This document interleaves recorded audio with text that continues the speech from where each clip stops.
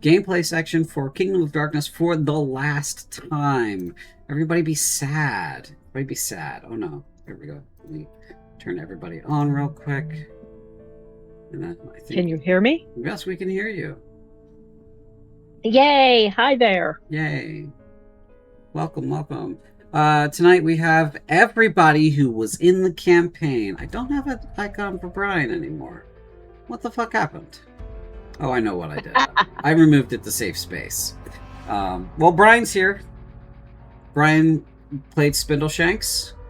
We have Cynthia who played Nin and will be playing Lila in the next campaign. We have Apostate who played Theophania and will be playing Tylia in the next campaign. We have Dee who played Agna and will be playing Shale in the next campaign. We have Lee who played Dart and will be playing Slate. You got the first one, I right? got the first one, but then my brain filled in Schist. And I was like, nope, that's the wrong one. That one's the asshole. And then we have Lorenia, who played Crimson and will be playing Patrick in the next campaign. So there's going to be a quiz after. Don't you worry. I'm gonna poll everybody at the end of this session. This is a campaign wrap up. There's going to be nothing but us yapping at each other for the entirety of this session. So if you want to be here and you want to talk about secrets, you want to talk about characterization, you want to talk about the little treasures we hold close to the vest. You want to see a peek behind the DM's curtain, maybe behind the screen, and maybe a little bit, into the dark box of horrors, then you've come to the right session. So, without further ado, we're going to actually kind of change this up a little bit. Usually I give a little bit of space for the chat to get some questions in at first, but we're going to switch that up. We're going to do players first. So, in order of urgency, due to time constraints, we will be starting with Lee. So, Lee, do you have any questions that you need answered? The general rule for this is, since we're at that point, I will answer any question that I can, provided it does not have an impact on a future campaign. Fair. So, I suppose. Okay. So, I suppose the question is, it's a multi-step question, but we'll go through it. Were Dart and Nin fully converted into vampires before Ramya was able to kill them?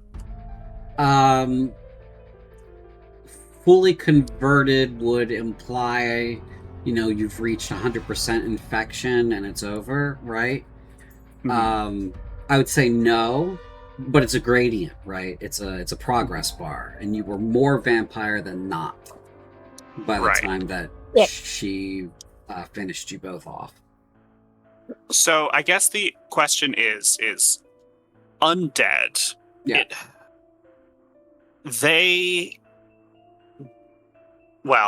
Vampires are, I presume, vampires are a class of undead different from other kinds. I suppose we have to break it down into like the high vampires like them, which are their own thing. Mm-hmm. And then the vampires that are made. Are the vampires that are made still possessed of the souls they had in life, or is there a split where the soul you had in life leaves to the spectral realm, and then the vampire, as it were, is just the corpse? This is an interesting question, and I think it is due because we have discussed vampires quite often, and vampires have the benefit of being, sentient and thoughtful creatures that can stalk you in the night with purpose and have, a conversation about it later, right? As opposed to a zombie, which will just stalk you in the night and try to eat you. So the crux of this issue is really like what happens to the person and what constitutes a person, right? Mm-hmm. So, as we already know, the person's... ad break. Fuck, I can't dismiss it either. Hold on, we'll I'll vamp for 2.5 minutes. So to kind of give it a little bit of a background here, we have well-known facts about the sort of hierarchy of beings, right? We know already that demons are something that is that is created by a god of some kind, and they're sort of like a representative or a creature that serves, right? We have, angels that are the same thing as demons, but Ka doesn't have demons per se, but he does have control over undead. Undead are an unnatural force that, as we can surmise, breaks the logic of the world. They aren't supposed to exist.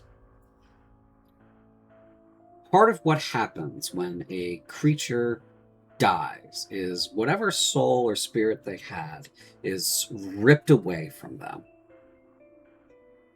and it is brought into the spirit realm. Now, if someone is resurrected, brought back with any kind of magic that would stuff that soul back into that body, they do come back to life, provided that their body is in the shape to be able to take them, to be able to accept them back, right? And that the soul hasn't been consumed by shades. Right, it hasn't been ripped to shreds or consumed or obliterated through some other means, right? You can force yourself to obliterate if you are able to make that kind of peace with yourself post-death, right? That is a thing that you can choose to do, and a lot of, people seek to achieve that kind of peace with themselves before death in order to have that obliteration so that they don't get ripped apart and consumed. But none of that actually answers your question, because your question is, what happens in the transformation process from a living being, such as, such as Dart or Nin, into a vampire? And there is a moment where a vampire such as Nin or Dart at the end of Kingdom of Darkness crosses the metaphorical Rubicon and can no longer be considered alive or resurrectable, because there's no body that they can enter. So once that point is crossed, you become fully a vampire. Now your thoughts and your experience, all of that save data, air quotes, remains within the flesh as a facsimile. You are a abhorrent puppet. Whatever malevolence occupies you is typically controlled by whatever sired you, as either an extension of that will or as a piece of that, right? And this is why when Baldric Kane did that to you, he was beginning to assert control over you. Baldric Kane is a greater vampire. Dart and Nin were becoming fledglings. They were turning into fledgling vampires.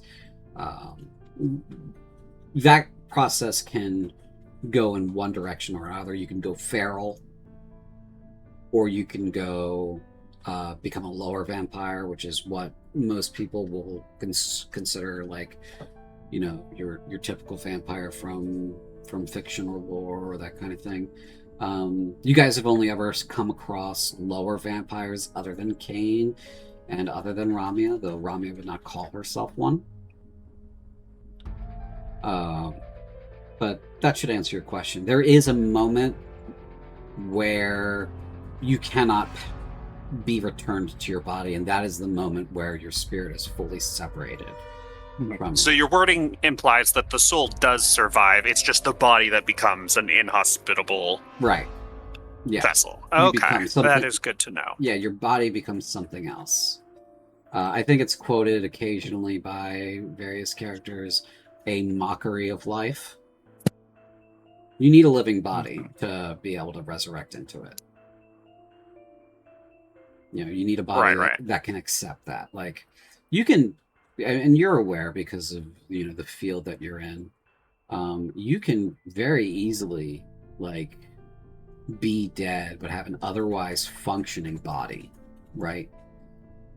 You know, brain death is a thing that exists. You know, the cage of your soul, the lightning that makes up your mind, all that stuff. However we want to describe it, you can be completely like not there up there, and your body can still be perfectly capable of, you know, pumping blood, respirating, and processing food and all that kind of stuff, right? Mm-hmm. So similar idea there of like you get, you know, mortally wounded, you know, you might give up the ghost, your body might give up the ghost, but that doesn't mean your body's dead yet.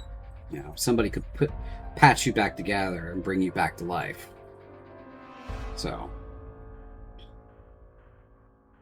Indeed. Very interesting. Was there an additional part to that question? Because you made it seem like there was Well, a line of so inquiry. yeah, so the fact that the soul survives is interesting. I guess this would probably be a more necromancy question. Because magic pulls souls out of the spectral realm and puts them back into bodies, acceptable bodies, is a living body the only thing that a soul can be placed into, or can you stuff it in like a ruby or something? You can stuff it into things, but it has to be a Interesting. hospitable place for the host. The vessel has to be hospitable to the spirit, I guess, is the best way to put it. So you could take you could take a person, you could shove them in something, but if the vessel itself isn't hospitable enough to that spirit, doesn't, you know, give them the amount of space or ability necessary, it won't work. Right. And so you could shove somebody in a automaton or a golem or a Frankenstein's creation. Right.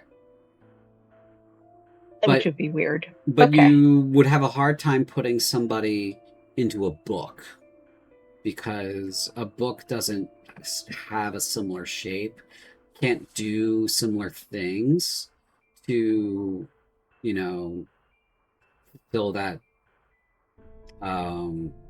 platonic idea of what they are. You know what I mean? Whereas like something that's already a spirit can be put into something that is not generally compatible with its form. Interesting.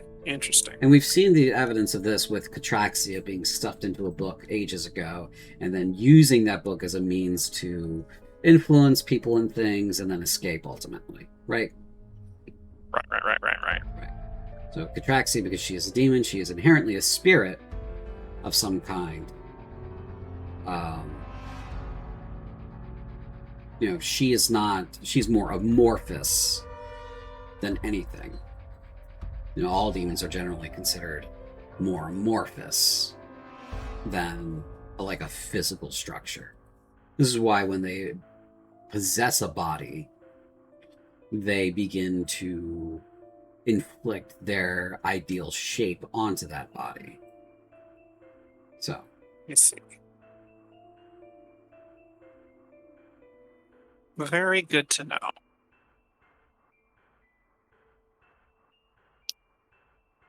So, all that to say, over under on Dart becoming a cool cloak. Over under on Dart becoming a cool cloak. He's kind of squishy and amorphous to begin with. Like, I would say, and this could be a misread of personality, so correct me if I'm wrong, but he's a little you know, A shadow. yeah, he's a he's not really like place. He's not really like a full on realized person in the way that like someone with a strong will tends to. He's more of a, like you said, a shadow of a man. He's more of a, you know, he's more amorphous in that sort of way. I think if anybody could be something that is more, you know, more amorphous than not, Dart would be one of those people. That he may survive such a stuffing into such a thing, rather than rejecting the vessel. So it really depends on like how that plays out. It is for my him. sincerest, heartfelt desire that Dart become a magic item in a future campaign. Okay. I will write that down. I just want one of the possessed objects to be kind of just like a chill guy, you know? Just I don't know if people would consider him chill, but I'm going to pick it up specifically through no machination of your own, and it's going to save my butt, and I'm going to lose my mind. I'm going to be so angry at you, Lee. I'm the one that has to contrive those circumstances, D, and you're going to be mad at Lee? I can get behind this. Yeah, it's Lee's fault. I can get out of jail free card for that. Listen, I have no gripe with you, only with Lee. I see. Okay. Since it seems like Lee is on a time crux, what the freaking hell are the shadow things? Oh yes. If you'd like, go ahead. It is shadow magic, which is a style of Corinthian magic that's not oft practiced to this day. It essentially was Dart splitting his emotions. He would shove like fear into the shadow, or anger, or even sometimes like care and compassion into the shadow, and so like some Dart would frequently like just act very coldly, or too rationally, or like an asshole in a situation that demanded empathy, because he was just shoving his emotions into the shadow, literally. Okay, that's fucked up. Indeed. But thank you for the answer, because it's driving me nuts. To hit the magic end of this is something that we had. Shadow magic was something we had back in the day, before all of this. But we don't really do. There isn't really much of a built-in mechanism for it in 5e, and I have taken a break from like homebrewing spells and shit while the campaigns were running because mental RAM. But yeah, it is a thing. So. When I was basically just using the astral monk subclass to represent it, and then reflavored. Mm-hmm. Okay, thank you. No problem.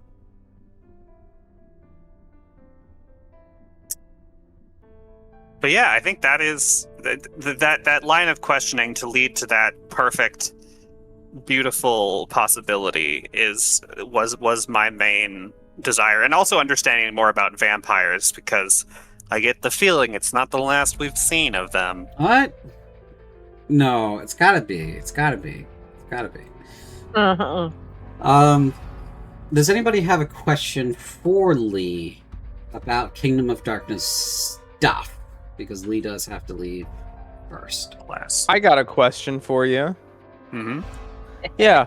Why did you pick the name Dart? What was all that about him being super normal? What kind of greater connections does it have to more famous darts?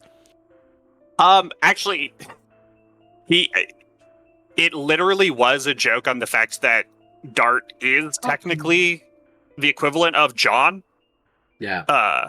Like there were like he said, there were like 15 darts in town. Because he was not conscripted because he was doing like official military work as a tailor, was the only one that survived.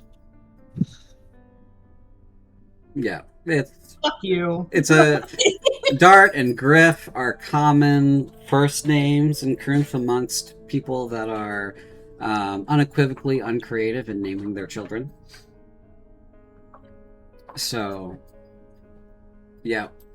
So there was no hookup with No. Well, reincarnated. there is the curse. Right, yeah, there's the general curse of just being, like, named after a guy, and then people expecting things of you because you're named after that guy. So that's kind of, like, how You all made the curse real. Right. How you can draw that line back to the first one is, you know, because people expect great things of people that share the names of famous people, right? So, like, if you named your kid Holden Caulfield, how would you expect him to behave? I wouldn't do that to a kid. Right, but if you were, you follow what I'm saying? So, Yeah, yeah, that's what but it is. yeah, but So, Lee, we do have a question from chat. The question comes from Captain Bronwyn. Lee, did Dart change and evolve as a character in ways you didn't expect? If so, how?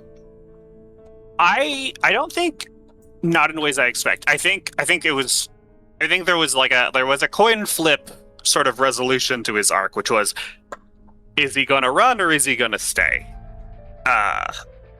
And that was the just, it started with him running away, and so whether or not he had changed as a character would be answered by whether or not he stayed at the end. And he did. And so that was basically his indication that, like, oh, I care about these people more than I care about my own survival. And sort of trying to absolve himself of the guilt he felt for running the first time. Right. Because your campaign starting circumstances, for people who didn't see that, you had been caught after being on the run for a couple of years. Yes, I ran very fast. He ran so far away. Didn't get away. He didn't get away. They got him. The Latro got him and brought him back to the MaestroRage duchy. Brought him back to his hometown, Brescia, which is kind of just like nail on the head. Hey, you abandoned this place. This place is like this now. And it came full circle of, like, when it came time to abandon others, you didn't. Because he could have run at the first sight of Kane, and If there's one thing Dart could do in every encounter, it was escape. That's right. And that worked to Dart's benefit several times. Managed to secure Sabria and escape from Marusaraf. Managed to escape from a Roganoi in that first encounter with a Roganoi. So it's, even I was curious as to whether or not Dart was going to run at that fatal moment. I think if there wasn't, like, a way to hold, to, like, really put the hurt on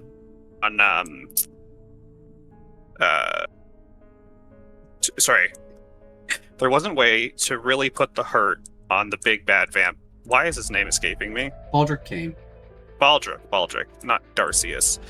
I don't know why I thought Darcius. I don't know. But yes, Baldric.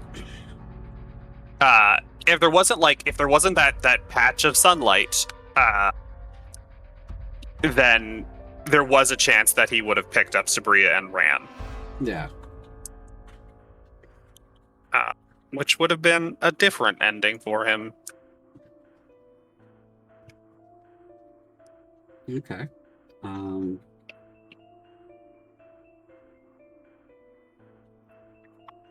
so, I think we're getting close to your time to go. Any final things for Dart/Lee?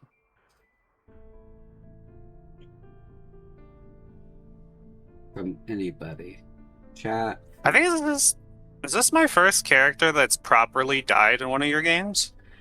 Yeah, because Ben survived, Yeah. right? The elf from from Among Desert Jewels died post campaign, right? Yes. Valentinius survived technically, only on a Yep. technicality though, and then in Choir of the Void, the campaign wasn't finished, but we could ostensibly say that they survived. So yes, this is the only character that you've had that hasn't made it into the post. So how does Everyone clap. I'm so proud of myself. Were you trying? This is good for you, yeah. Well, I don't like my characters dying, Ah. and so finding a way for where I could be like, I think this is a good way for my character to die.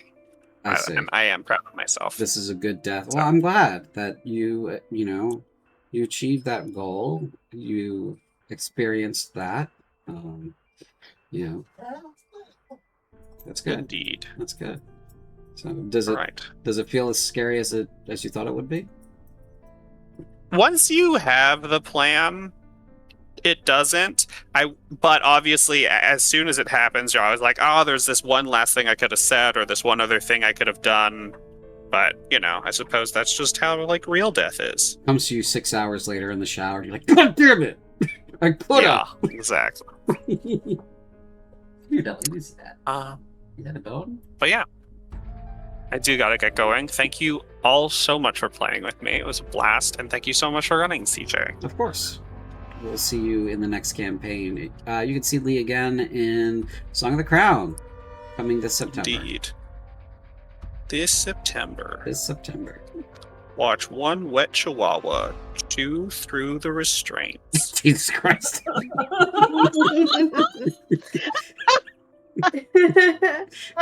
right, Lee. I love it so much. All right, Lee. You have a good one. Bye. This is entirely too small of a bone, Deladare. You can't have this spit back. Okay. Who wants to go next? I think Crimson has the list. Jesus Christ. Sorry, Larinia. Do you want me to go next? I have so many questions. It would probably save time because I'd be willing to bet they're most of the questions we have, and you've been the one writing them down. Bless you. Okay. Alright, I'll start with an easy one. How many outfits did Crimson miss? Just so the audience knows, Crimson had a bit where she would try and find outfits to the campaign. I'm just curious, how many planned outfits did Crimson miss? Were there any planned outfits? You're gonna hate this answer. You missed exactly one. No! What? Yeah. Oh, you mean the one in the castle? Yeah, the one in the castle. What was the outfit? The one in the castle was a magical outfit that could change into whatever you wanted. No! She has screamed no so loudly her mic cut her off. Oh no!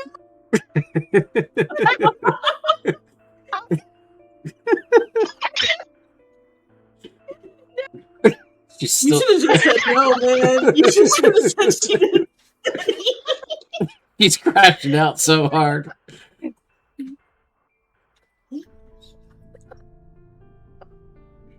Stella, you gotta wait for mommy. She's fighting what's his face right now. Can't remember what his name is. Nero. Yeah, so you missed the exactly one, because I really wanted to lead into the whole magical girl pop star bit, right? Like we discussed with your character. And I was like, well, for her to have costume changes like a magical girl, the costume's gotta be magical. And so there happens to be a stock D&D 5e magical item that does that. And I was like, Oh. glorious, I'm just going to use this. And then you didn't go down that hallway in the it was literally one room away, I shit you not. Oh no! Tell her this. No, tell me. CJ, Tell me. CJ, you're evil. How am I CJ, evil? this You is guys just didn't evil. finish exploring the castle. It's not my fault. I put the item there. You could have lied. You could have I lied. coulda, but why would I lie? Nobody benefits from me lying. Because you're evil. I don't want to assign a moral judgment to me telling the truth here. That's, Okay, evil with a B. okay. Okay. Next question. What was at the brewery we didn't go to? Oh, okay. So the brewery was like Marusaref's nearby one-stop shop. Because it had everything that he would need to like adapt, right? Breweries have things that most buildings don't have. They have the ability to store vast quantities of a liquid. They have the means to heat and cool those liquids. They have the processing space to do all that kind of stuff. Marusaref was using it as a short stop between his actual laboratory and the castle.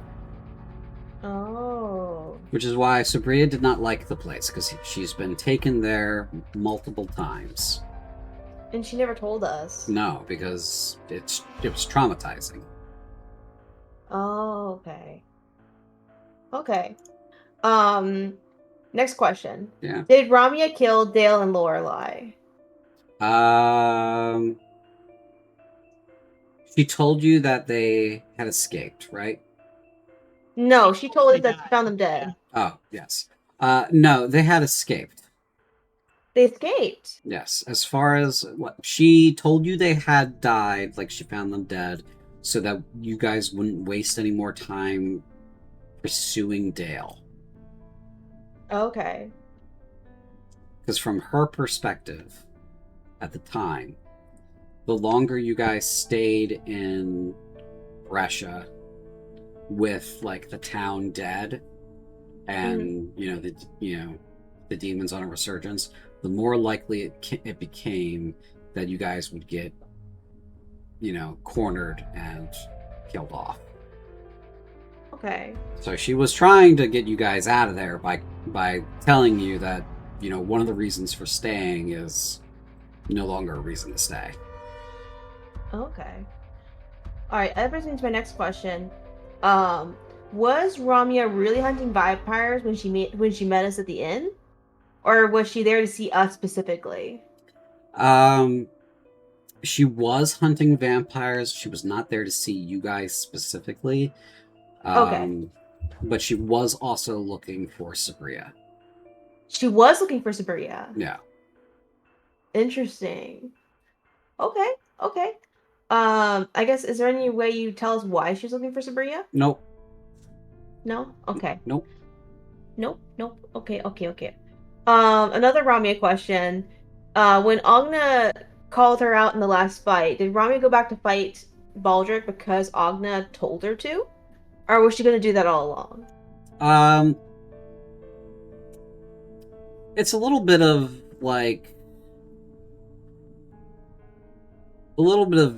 A and B, because on the one hand, she believed that the rest of you and her could still escape.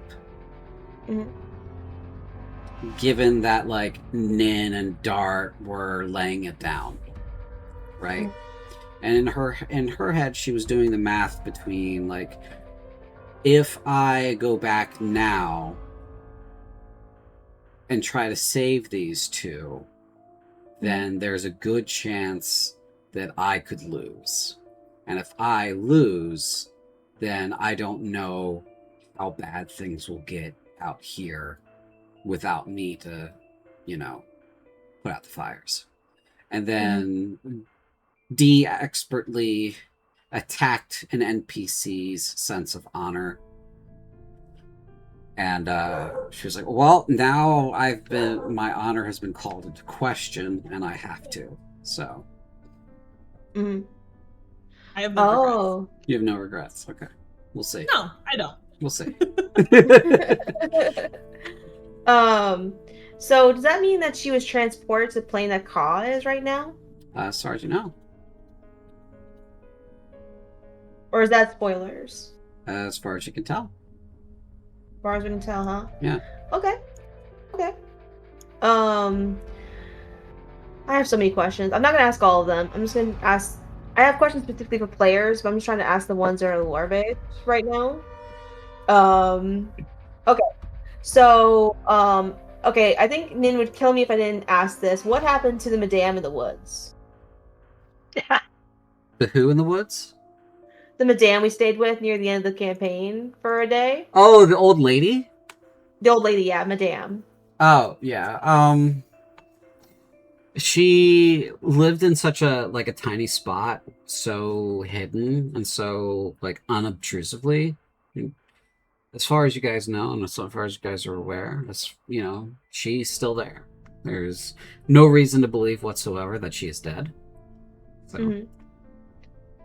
Okay. Okay, next question. Was Samhai always planning to kill Rogonoi the night that we escaped? Or was that a spur of the moment thing because we escaped? That was a spur of the moment thing. Okay. Samhai had a temper tantrum. Mm-hmm. And the kaiju fight happened because of the temper tantrum. So. What was the temper tantrum about, if you don't mind me asking? About you guys escaping. Really? We caused the temper tantrum? Yeah, you guys escaped. Why? Well, she was promised some delight that she didn't get. Demons are known to be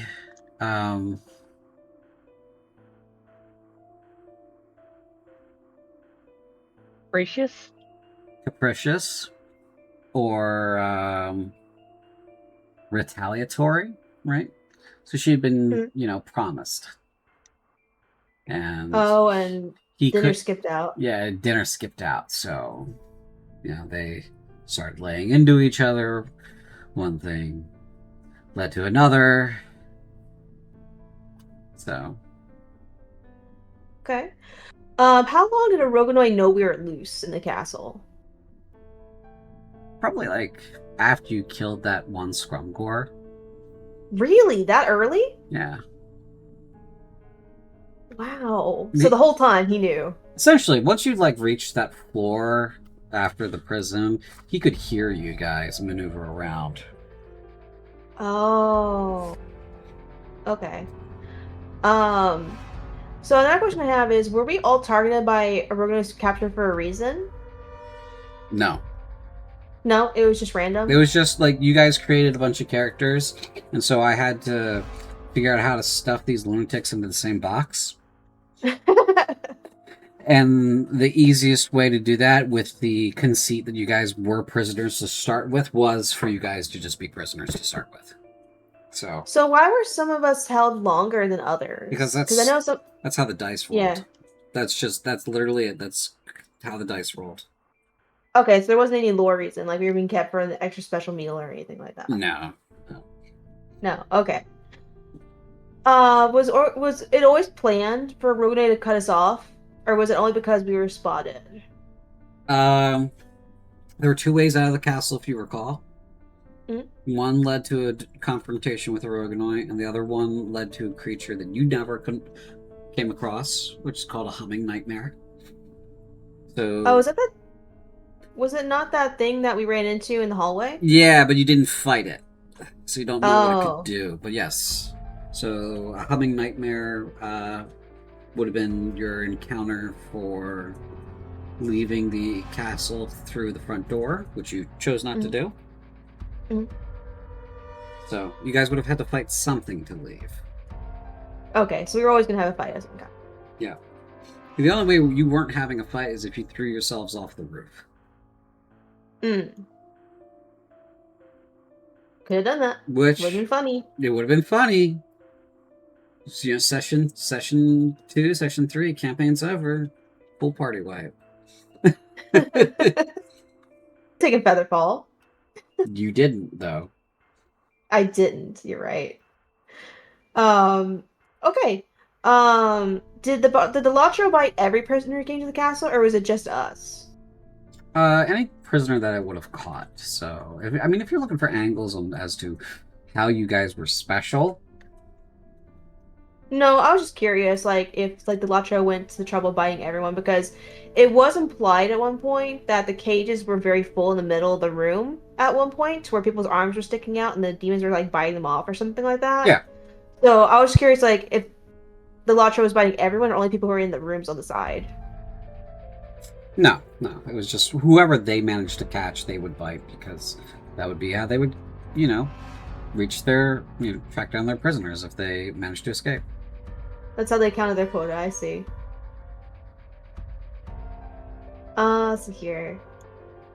Was there any other reason for the bites? Anyone, please interrupt her. She's asked so many questions. Well, she's got more than that, so. I got more. I'm almost out of questions. Before right. I run into like questions for other players. Wow. These are very good questions. Okay. So please ask the question again so I can, because my brain stopped and it overrode it with Captain Bronman saying in the chat, "All right, fine, Twitch, I'll get some Arctic Fox hair dye." What was your question? The next question? Yes.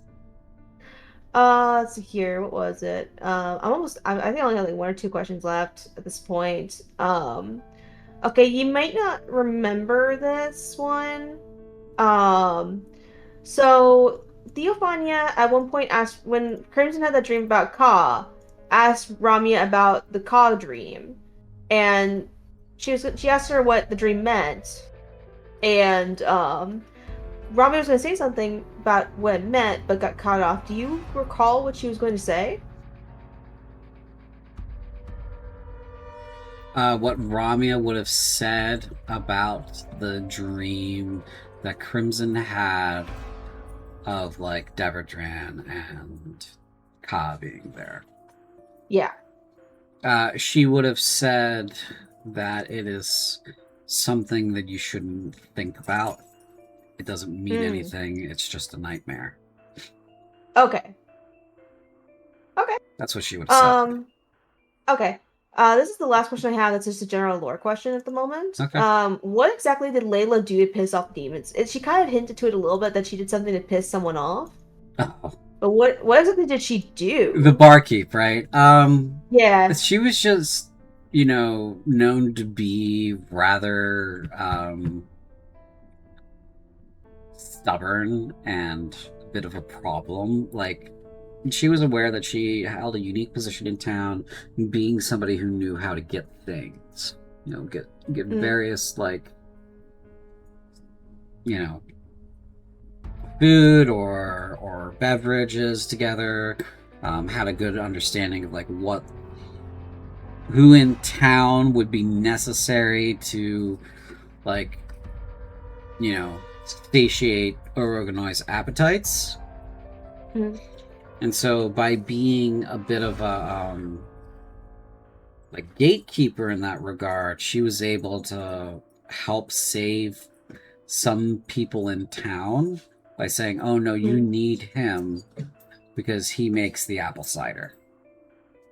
Right. Oh, so that kind of stuff. So she pissed him off at one point just because she was being a bit mouthy. A diva? A bit of a diva to him, and he was like, "Well, I'm going to throw you in prison for a few days."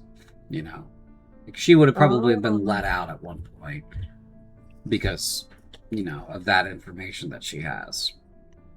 Okay. I lied. I have one more question. Jesus. This is the last one. Mm-hmm. At least the one that's not pointed to other players. Does every demon commander have a Lotro in their service, or was it just a Rognoi? That is not a question I can answer. Not a question you can answer. Okay. Fair enough. That's asking about the, forces arrayed against you. Sorry. Okay. If you asked me how many Scrumgore, Ekrigad the Impaler has, I would say, no. Can't tell you that. Same. Okay. It's the same question. So. Okay. Yeah, I wasn't sure if you could tell me the answer to that one. That's why I saved it for last. So. All right. Okay. That's the last lore question I have. Everything else I have is just questions for other players. Sure. Let's move to somebody else then. Okay. Brian, you got any questions for me? Do I need to wait a little bit and come back to you? What's going on, buddy?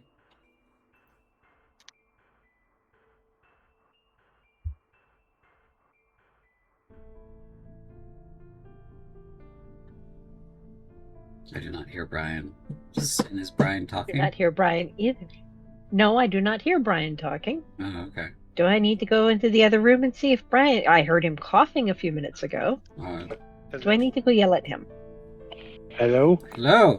Hello! There we go. There he is. My headphones were muted. Oops. Shit. What effect did Spindleshank's sacrifice have to make things easier for the group? Well, MaestroRage was unable to pursue them. Okay. He couldn't pursue them because he had to deal with his own, sudden health issues.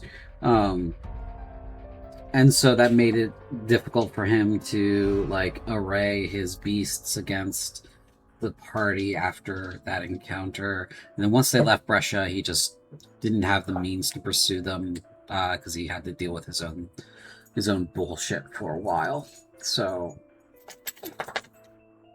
but yeah, that meant that there was only one pursuing faction rather than two, which would have been really interesting to see on the map. Two different forces pursue the players. Cool. So, I guess my only other question is Spindleshanks the first character to have his organs realigned and be melted with acid who had a chance to flip off the demon when he went? Yes, resounding yes. You're the first, and so far only. I will also say that the damage that Spindleshanks did to him with that deal is more or less permanent. So it is a big deal. The next time anyone has contact with MaestroRage, that will be a factor. So very cool. I think that's all I got. Okay. Well, if someone has a question for Spindleshanks, be ready. Yeah, I have a question. Obviously he was a terrible doctor in the personality way, not so much the skill way. But what was his?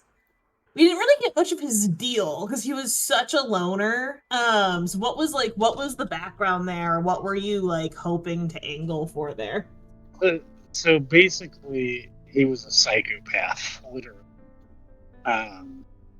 and he couldn't use magic, which is why he came up with non-magical medical science. He was trying to find a way to use magic, which is why he had old tattoos, why he was so interested in circles, so on and so forth. He wanted to find something that would give him magic. I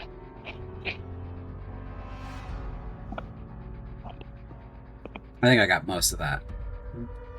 Yes, and that very cool.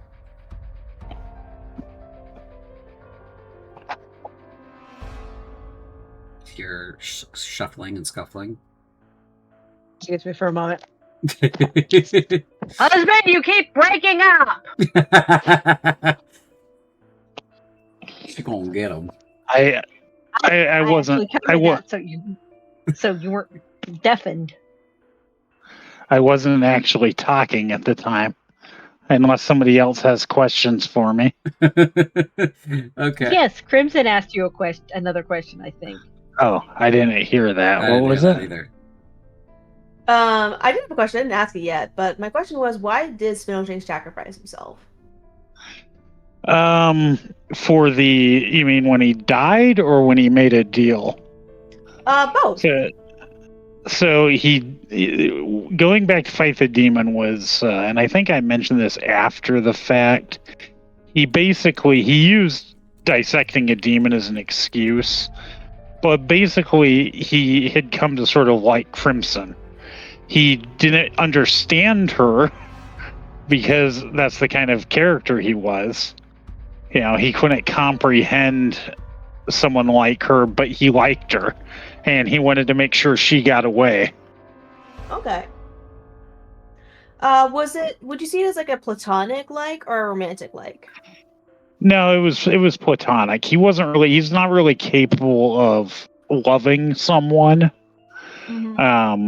But he was fond of her as much as he Aw. could be. You know, like in a favorite lamp kind of way. Yeah. Yeah. Don't awe at that. It's kind of it's very much as far as like some as far as my understanding goes, as far as someone can like, you know, like an inanimate object, it's the same thing to a psychopath. So Yeah, very much. Yeah. What did you say he used to call her husband? The small roasted nut? No, yeah, he referred to her as a small dry roasted nut. All right. I have a question from the chat for for Brian. If Spindleshanks could turn the party into different appliances or household items, what would he turn them into? Oh boy. Let's see. Crimson would definitely be a lamp. I think Dart would be something completely stationary, just so he couldn't run around. He'd be like a fence or something, or a wall. Damn. I know that's not really an appliance, but it's mundane in household, yeah. Yeah. I don't know. He'd probably Agna and Theophania might be couches. These. Nin, probably a washing machine. Oh.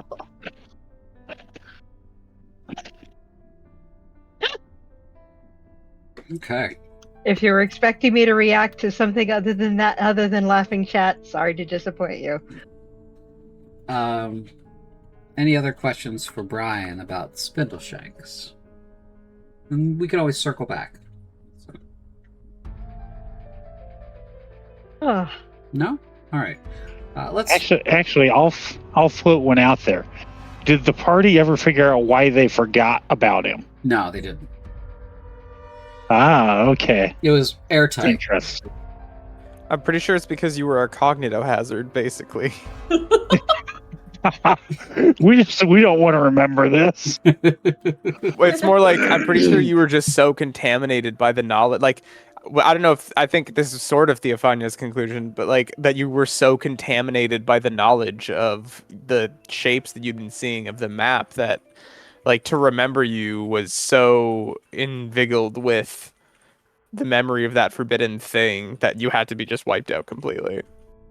Are the circles something we can find out about, or does that come up in another campaign? Yeah, we can talk about the circles, but I think that's a question that that like broadly the whole group has. Okay. That's like a campaign-wide mystery, and I do want to address that given its own time. Okay.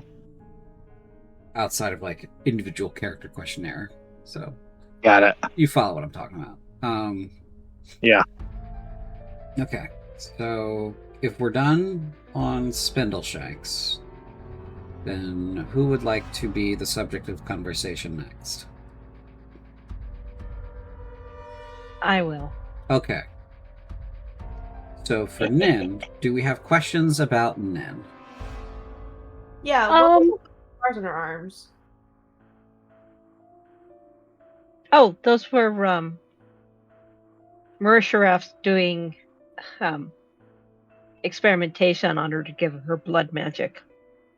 Oh, okay. Which she wasn't especially fond of. No. It hurt a lot. Okay. Do you have another question? Yeah, she has the beads in her hair that I would draw all the time on her character. We never discussed it when we were conceiving the character, but did you have a reason for why she wore the beads all the time? The proof that among the outside she was an adult. Oh, interesting. Cool. So we got a little bit of her backstory. Is there anything you'd like to clarify that you think didn't come up in the campaign in terms of her backstory? Like, we kind of gathered that she was experimented by Marusrep. Is like, for instance, like, when did she escape Marusrep? How'd that happen? I can make something out of whole cloth, but I don't have an answer for that because it never came up. Oh, okay. Any escape from the prison of Al Hadoun happened when all the other escapes from the prison of Al Hadoun occurred, which would be during the rescue. So, okay, that makes sense. Sorry, that didn't come up during character creation. Sorry, guys. okay, she's one of the few that survived the ordeal without being an infirmary. Oh, okay. There are not many of them. There are even fewer now. Womp womp. Chat wants to know if Nin was short for ninja. No. There we go, chat. Nin was just Nin. Her. Oh God, I can't even remember the name I gave her. Hold on, I can pull it. Thank you, because I don't have access. Yes, I moved all of the characters into the archive. Her name was Yeling Hu.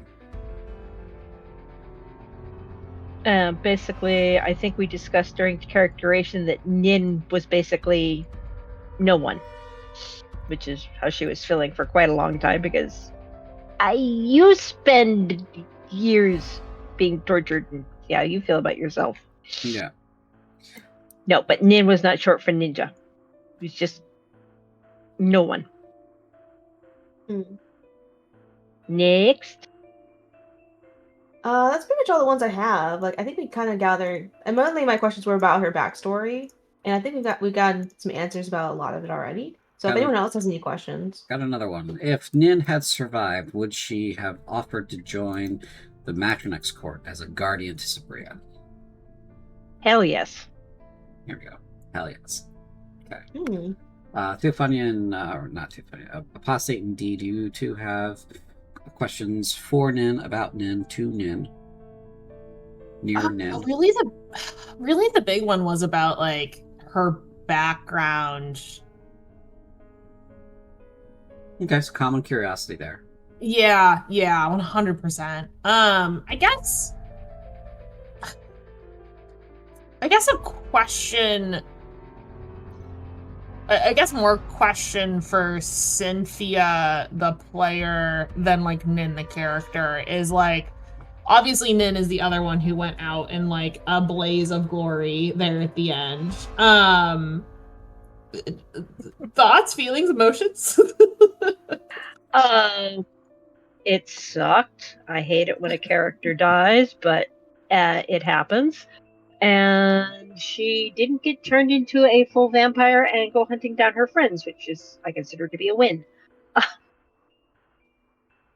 So, there. Yeah.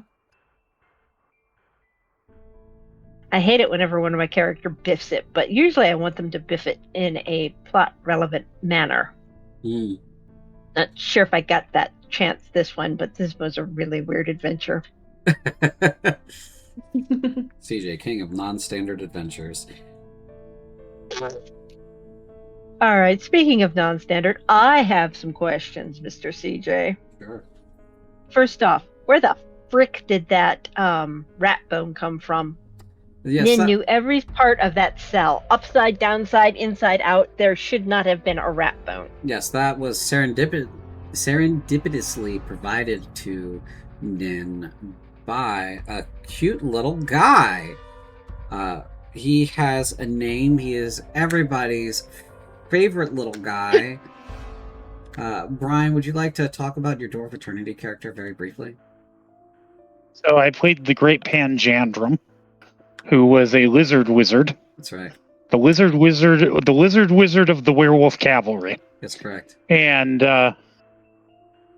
apparently all our characters were dead the whole time. So after we got done, we were all given missions to carry out while dead.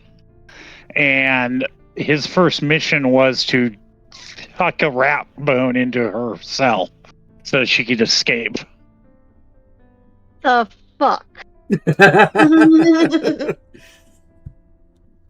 Okay. Why? Why? It was a backstop for me. So,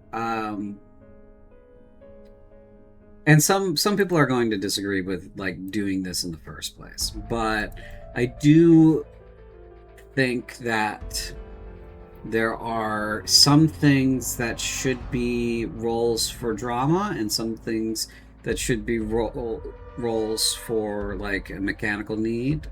And there are some things that don't need to be roles at all.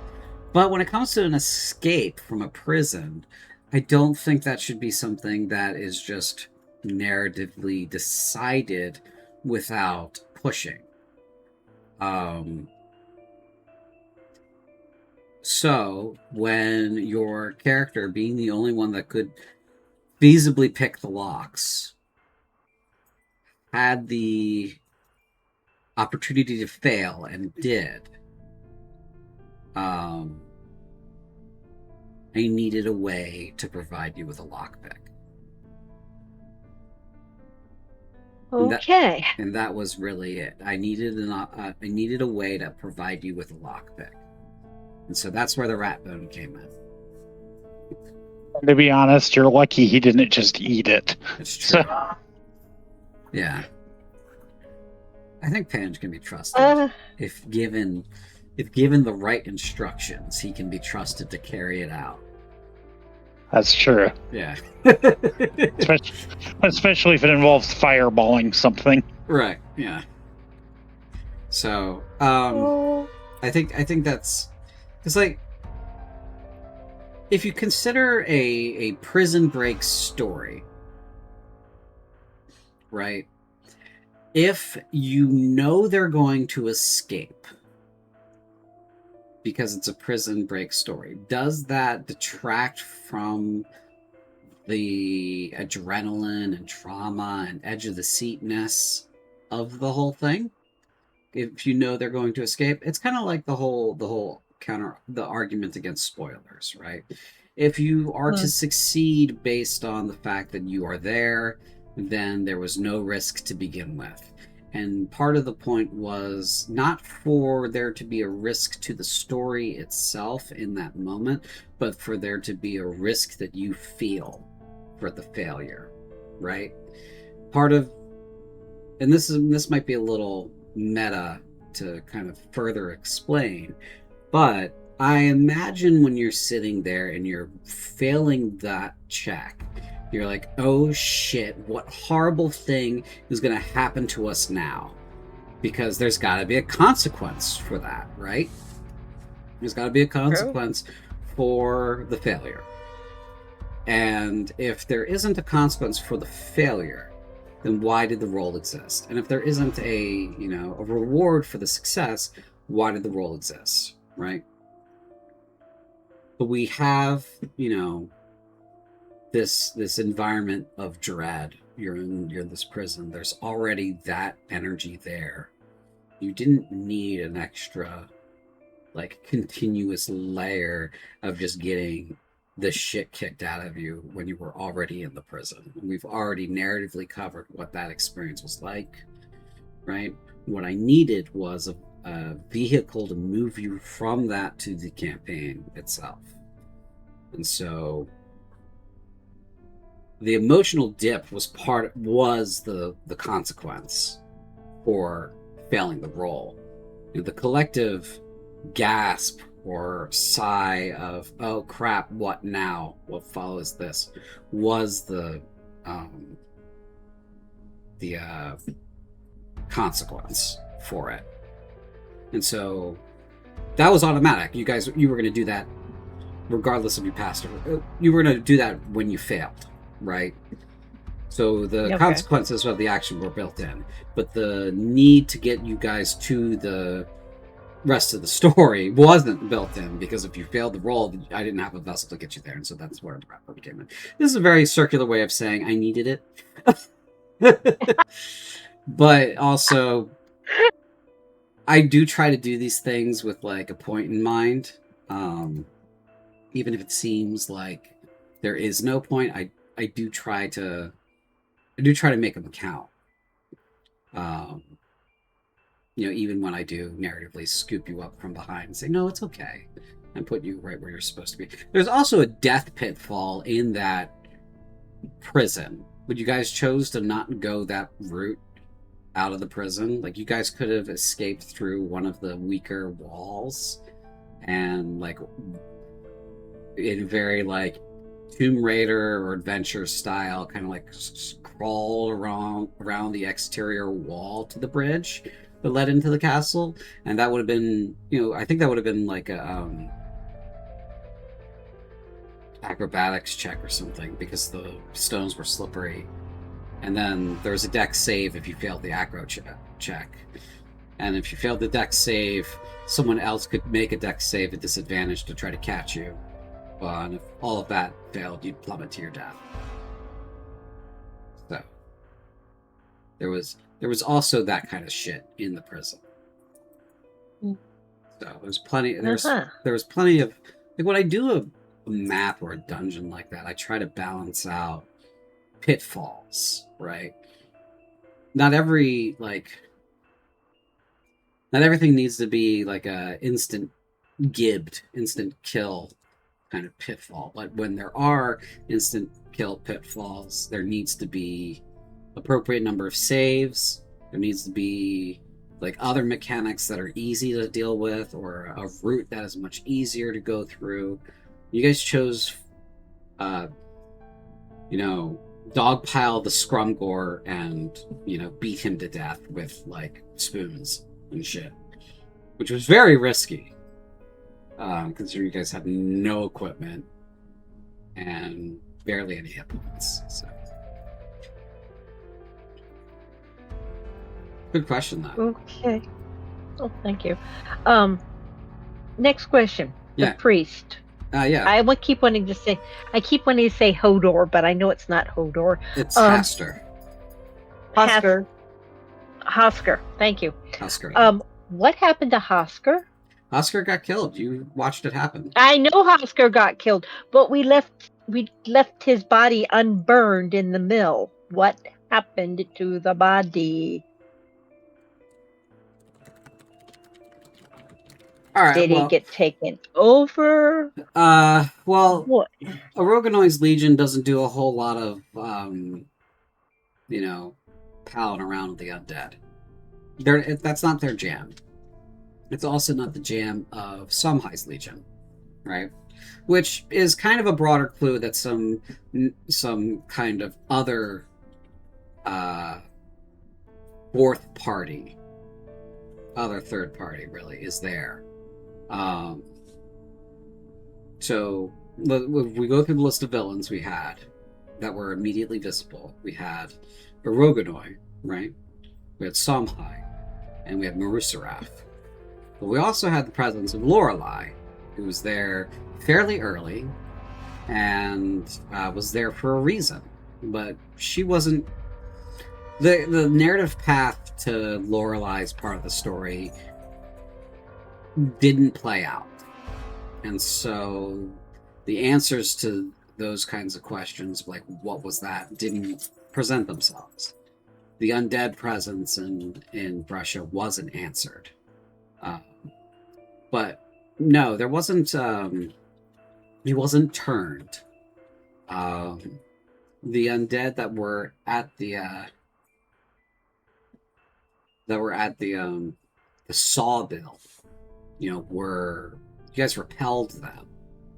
Those that weren't destroyed were repelled, and so his body may still be there, frozen under the ice.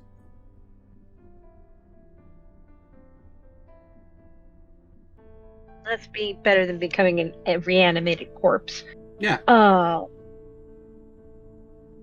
Let's see. Um, why, Why? when you knew I had blood magic, did you keep giving me skeletons? Oh, honestly, my bad. Um,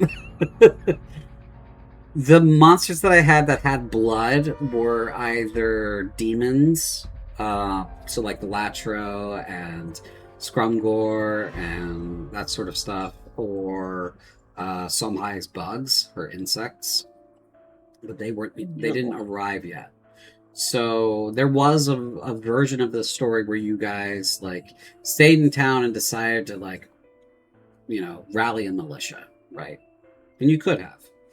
Um, in which case, like your subsequent battles would have had you fighting against flesh and blood enemies, right? So it wasn't purposeful on my part to deprive you of the opportunities, but I do see how it appears purposeful on my part to deprive you of those opportunities.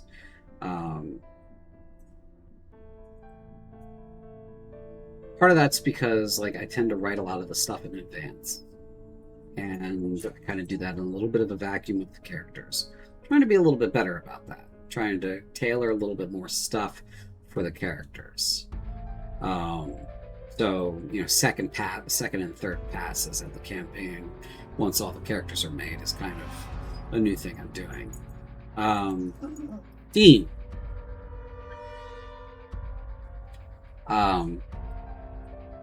But no, it wasn't purposeful. I wasn't trying to sabotage you or deprive you of your skills or usefulness. It was honestly a mistake on my part that I became aware was made about halfway through the campaign, when it was like, well, we fought skeletons a couple of times here. I've noticed that she hasn't used any of these blood magic skills. What the fuck? I need to do something about this. And then there was the big fight at the inn. Those creatures have blood in them, but it's also, I know, I siphoned it. Yeah, but it's also like, do I, as a DM, nudge you in the corner and say, hey, these guys have blood? Or do I leave that in the air for some of these encounters? Like, the Latro has blood, and, etc. But skeletons are like the one thing that doesn't have, like, a blood. Even you could construe, like, constructs if they've got, like, an oil system to have a kind of blood, right? And I would accept an argument that you could use your blood magic on that kind of stuff. If it's got some kind of circulatory system, then you could use the magic on that. Even if it's sulfur flavored. But it just kind of happened the way it did. Sorry. It was just really frustrating. It really was, because I made this cool character and I get it. I couldn't use her. I get it. I'm human. I fuck up, and it is a thing that happens, and I apologize for the frustration. I really do. I will endeavor to do better in the future. But that's not Nin's problem anymore, is it? No, it's not Nin's problem anymore. I think that's all I've got right now. Something else might pop up, but that's all I've got. Okay. Does anybody want to take the banner next? Sure, go. I'll take it next. Okay, go ahead. Yeah, sorry. When you say the banner, do you mean like questions that I have for you, or like taking questions, or what's the? Either way, if you have a question that you want to start with, you can out with it. Yeah. So, like, at what point do fledgling vampires sort of become their own super powerful vampire, if it even works that way? Right. So, I was writing a lore entry about this, and where the fuck is it? And then I was like, nah, this is something that's going to be a little bit easier to tell in media, right? Not in media res, but in media. We're already in media res.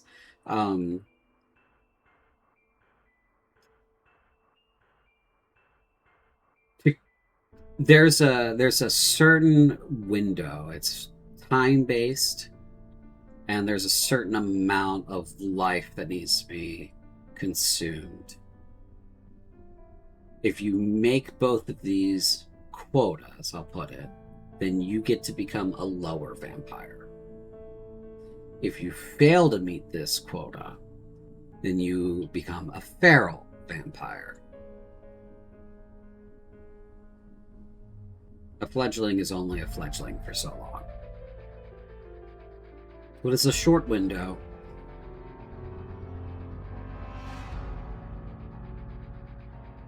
Interesting. So essentially, you get thrown into a pyramid scheme, and it's not as it doesn't sound like there's a lot of room for advancement. It's more like there's only room to fail downwards. Right. Yeah. You can't if you've been turned like Nin or Dart, then there is no chance for you to become a higher vampire or greater vampire. But there is the potential for you to be a lower vampire, which you want if you are a vampire. You do not want to become a feral vampire. That kind of sucks. So how are higher and greater vampires made? Higher vampires are made through being uplifted by a greater vampire. So like a lower vampire could be chosen by a higher to become stronger, become uplifted. That would require a little bit more investiture, to borrow the feudal term for it. Whereas like a greater vampire is like the same thing as like a greater demon. It needs to be created through the mechanisms of divinity, right? So that could be ritual, that could be just, your god coming in and being like, you, just choosing someone. Baldric King carries Chosen of Cause as a title, and so because he is chosen, he is a greater vampire.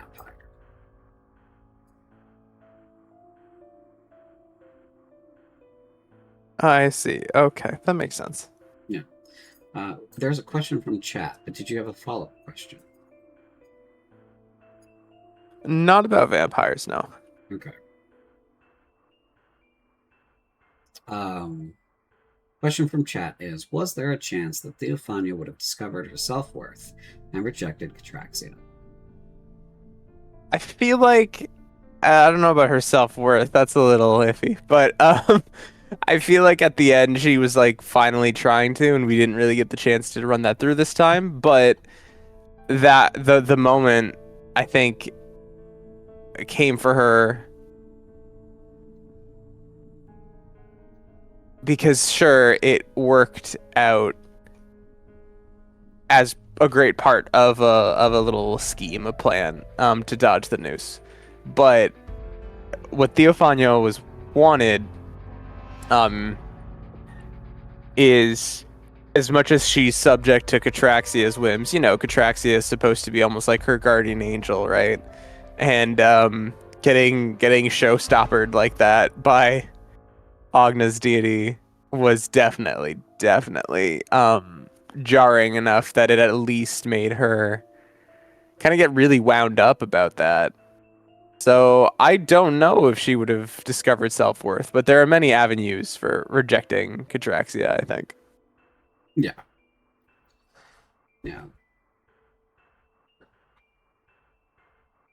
Any additional questions? Yeah, so I mean, there's no bones about where she is. No. We know where she is. She's in Violent Villan. Right. But I guess my question is her path as a character over? Is there a chance she returns in some other form as like a demon or something? I'm just curious. So the path as a character is not over. It's kind of the 100% upfrontness of the attractiveness of those kinds of deals, right? If you don't take a deal and promise yourself to some deity who's going to rescue your soul from, obliteration or, being food for something in spectral plane and the spectral realm, then you are, signing yourself up for something else, right? And Theophania did that as part of the terms of the deal. Her soul would be absconded with to Violent Valam, which is, a destination other than obliteration. And what that entails depends on the relationship that deal maker has. And some of those things can, and this is a blanket, right? Some of those things can be like, it's just a salesman and you get the standard package, which is general local suffering and, with an opportunity to serve, right? If you do well enough, you could be part of some kind of immortal spiritual legion. There's creatures that are generally in service to these dark gods that are, on the orders of magnitude. We have like the bestial demons, we have the lesser demons, the greater demons, and the ruler class demons, and that's the strata, right? But there are creatures that are, beholden to or worship them that are not those things because of their power, right? Human souls being one of those things. Human souls are generally indestructible except for the ways that we know they can be destroyed. If you can stuff a body back into a vessel that is, that'll accept it, and that stuff a soul into a body that will take it, right? Then that soul can be put back to service, right? And so the logical conclusion is, if Theophania and Catraxia mend whatever relationship they have enough, to the point where Catraxia is willing to use her as more than a ladle for soup, then there is the possibility, of course, that Theophania could be of service in a different fashion, i.e., she could be reconstituted as, not a demon, but as like a witch in her service, right? Just as mortal as before and just as killable as before, but without the, the mystery about it, with the ability to be like, well, if, you strike me down, I'll just become more powerful than ever before. I'll just go back to my boss and we'll get more toys, that sort of thing. That's a thing that is in the cards for her. It depends on what Theophania's like experience in Violent Valam is and how willing she is to be of service, right? And how much Catraxia trusts her to get a job done. And so if it turns out that like, sometime down the road where Theophania's like, hey, I'm ready to be of better service than, as a footstool, is there anything else I could do for you? I'd like to do violence to someone, or, what have you. Whatever kind of offering that would occur to her as a character naturally at that point. That would be, a discussion that she and her patron could have.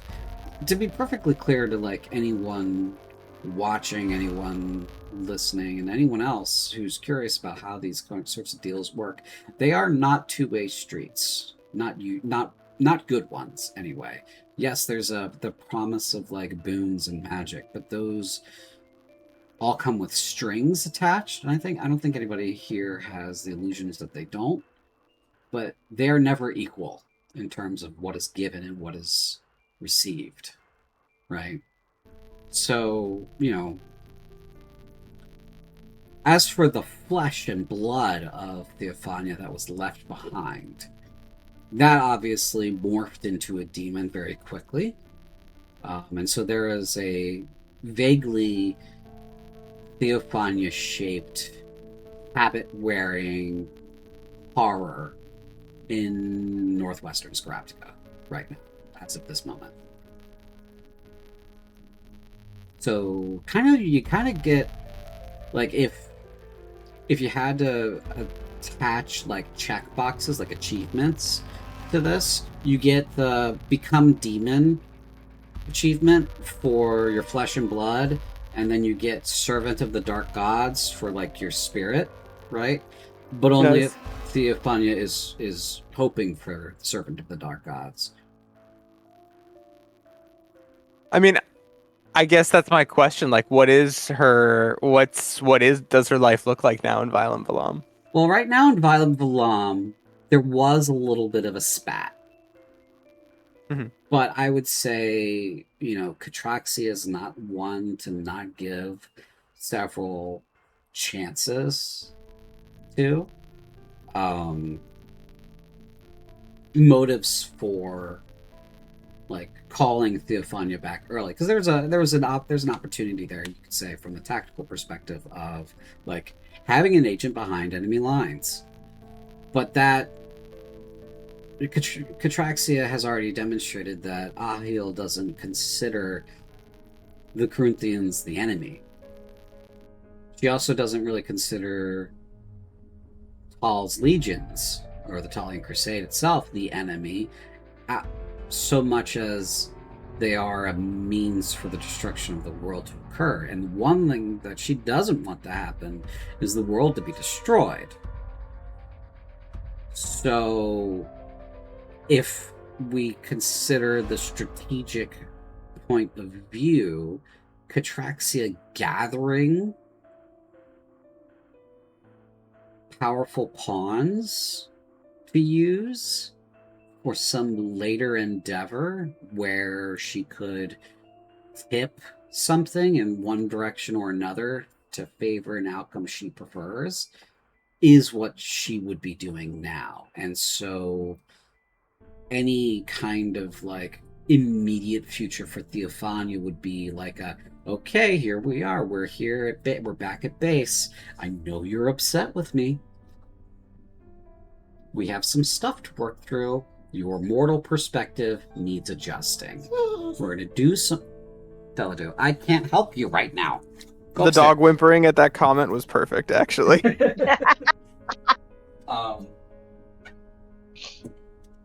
But like, we need to adjust your mortal perspective. You're here now. You're completely shackled to this end goal, to this mission, to this faction. We're going to read you into some things, and you're going to see how all of this works out in our favor, right? Religion's kind of like that. Of like, everything's the way it's supposed to be. But it's kind of what I'm driving at here is, sure, there's going to be some suffering involved because it's Violent Valam, and, there's always going to be a little bit of torture for fun. I don't think from over here, Theophania is expecting anything different than that. Correct. But I also don't think she's just going to be entertainment in that fashion. Because she's shown the ability to, like, mum's the word really well. Kind of passively deceive an entire group of people who are extremely paranoid, right? There's that opportunity there of being like, okay, this one can be useful for things that aren't exactly in our wheelhouse, but are adjacent enough. We just need to teach her some lessons, give her some lessons. And some of those are going to be very painful physically, but also, eye-opening. Probably both physically and mentally. Does that answer your question in a satisfactory fashion? Yeah, I'd say it does. And on record, I would be open to returning with her at some later point, because I think that in and of itself goes that earns, I guess, more mileage in her eyes in terms of like, her deal with Catraxia honoring the desire of that deal. Right. Yeah. I mean, we're also talking about like creatures that have all the time in the world to spin and weave plans. So there's also the, hey, I don't need you now. I want to keep you in my back pocket for later. The only way for me to do that is to kind of take you now, so I can put you in my back pocket to keep you for later. So, you know, I think like a reprising the role of Theophania at a later date is definitely in the cards. We'll see definitely if there's some way we can make that work for a future campaign. Can't promise chapter 3 at all, obviously. Obviously. Obviously. And the structure for campaigns past chapter 3 hasn't been disclosed or discussed with anyone yet. So I'm going to leave that in the box on the shelf labeled future. And leave that there. But a good question. Any follow-ups from anybody? Including yourself, Apostate? I had a different question in an entirely other direction because I'm like that. Sure. Yeah. I do want everyone to imagine, though, a monstrous nun roaming northern Skraptka. I almost think it'd be funny to come back as that in a campaign as that Theophania instead of like the demon. The demon who's like feral but slowly kind of gains some sort of sentience and is like trying to live out some parody of what it thinks Theophania's life was. That tickles me pink. What was your actual question? My actual question, I guess, is so Vinagra essentially has joined the war. Again, and then she's joined it against the demons. Yes, she has chosen a side. Is that something that is like, how big a deal is that cosmologically speaking, if I can ask? Just I think we kind of touched on it in our final session. We did, yeah. Yeah, but to kind of draw back the lens and take a 1,000-foot view, big deal for all the reasons that she described, right? She's young in comparison to the other deities. Vinagra is. She's not on the list of the deities that are well known. Part of that's because of her youth and that she isn't involved, right? She doesn't do stuff. She's kind of a gardener and just kind of gardens.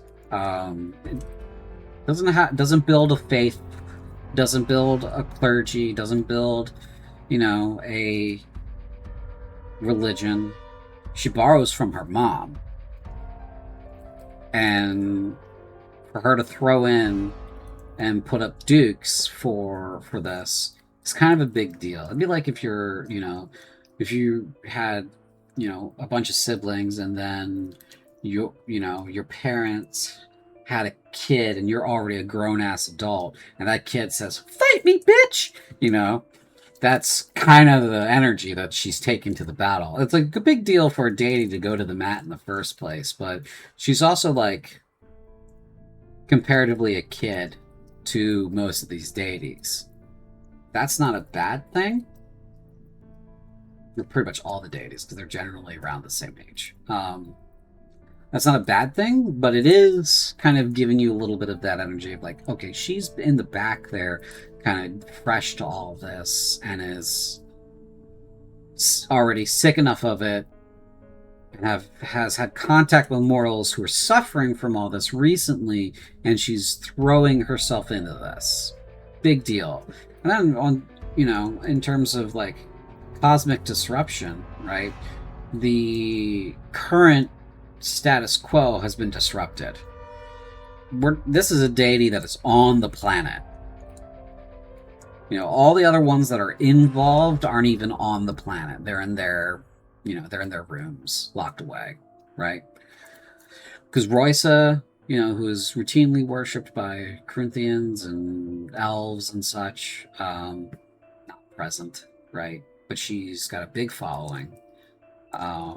Hadusul's got a bigger following, not involved. Pretty much none of the deities are involved. So for the one that is on the planet to go to the mat, where the others are either missing, not saying anything, not doing anything, or on the opposite team, big deal. I think that sufficiently answers the question. It might not be the answer you're looking for, but it's a big deal. Don't know how to say it otherwise. Does. It really does. That was very evocative, so thank you for that answer. Yeah. And I guess another one I had real quick is just to reconfirm you can't spill the beans about that the evil geometry that Spindleshanks became obsessed with. Oh yeah, so the evil geometry that Spindleshanks became obsessed with is a there's a word for it, and it's escaping my traumatic brain injury brain. My TBI brain at the moment, but there's a word for what it is. And Lee would know this word. I know that. But it is like a mental virus, as we've already kind of discussed a little bit. It's a mimetic. Yeah, sort of. Yeah, where it like travels between people and becomes obsessive, right? But what it is it's a means to. It's like an instruction booklet on how to build a portal, to a place. And more specifically, what it does is it connects a single location that is like easily accessible to a very specific location that is not accessible at all because it's a prison, right? You can't get to places like Vextarak or Deverdran by walking through a normal gate. You can't do that. That's not how any of that works. Even if you had like the plane shift spell, for example, you couldn't choose to go to Vextarak with that. Doesn't work. The place is a prison. Prisons have locks. Prisons have walls. They're about keeping what's in and keeping everything separated. The stuff that's inside, the stuff that's outside. So you need special tools to bridge that gap, and that's what that circle of nonsense was. It was a special tool to bridge that.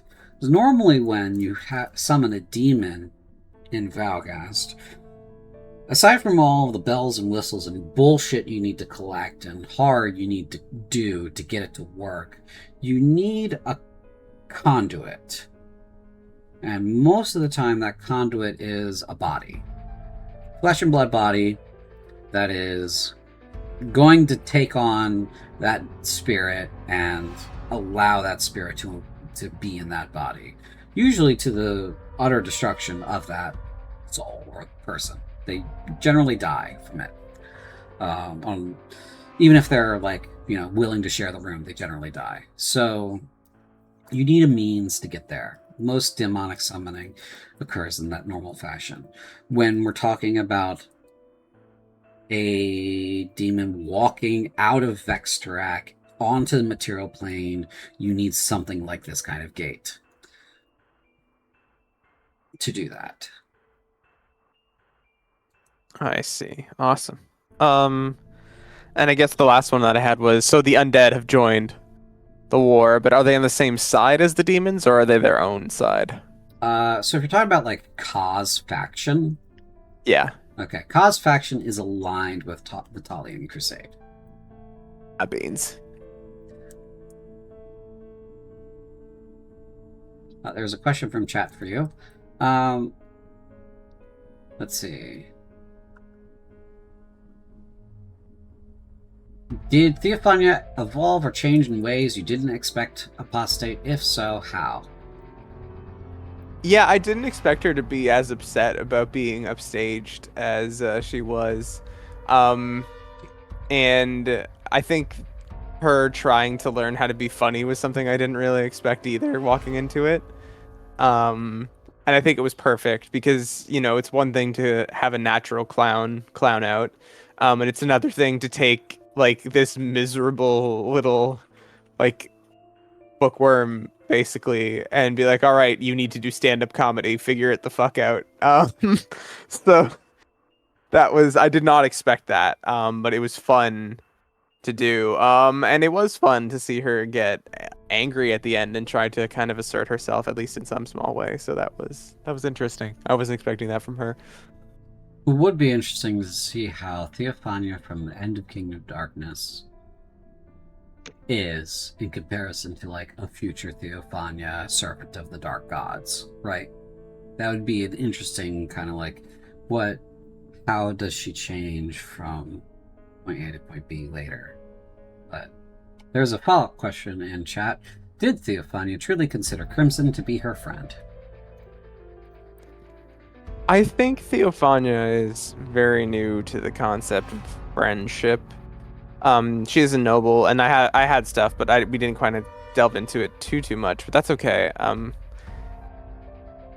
I think that inherently, it's hard to have friends when you're in a certain status, especially nobility, and especially if your position within that family isn't one where you command any influence or esteem of your own.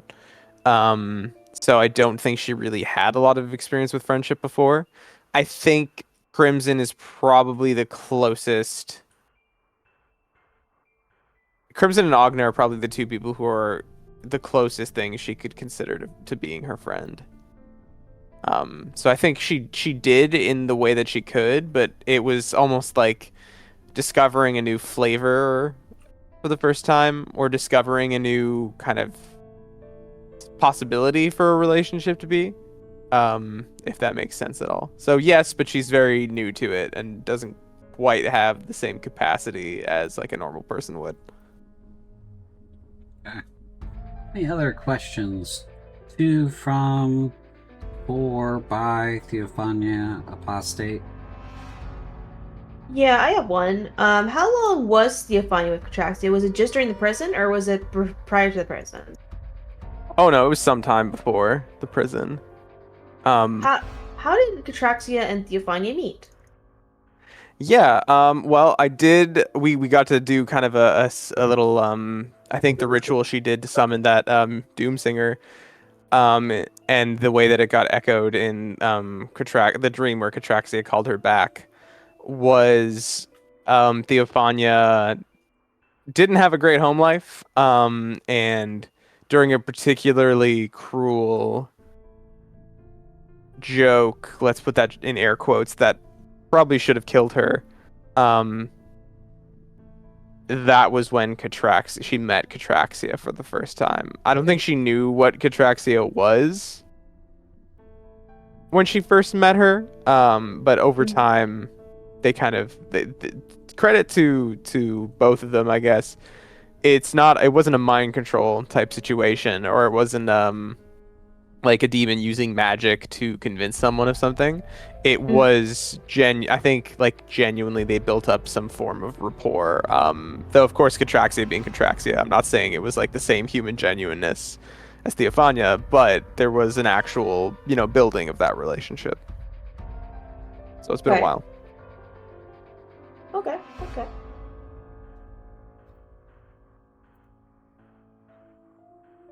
Any others?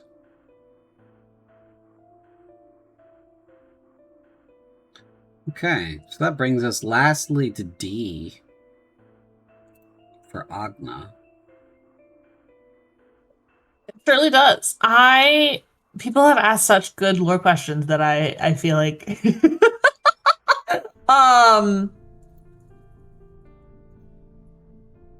I guess the question that I had for you, I wasn't sure, and the answer to this might be, Diana, like, I didn't have this planned out at all. But the thing that's, I think, struck me at around the point where Ogna decided, like, okay, it's time to get out. Like, I need an out here. was Vinagre like the only option on the board for her to go and negotiate with? Were there other options there? Like that was something that I was afterwards where I was like, gee, I wonder if she could have gone down a different pathway, and I just didn't see it at the moment.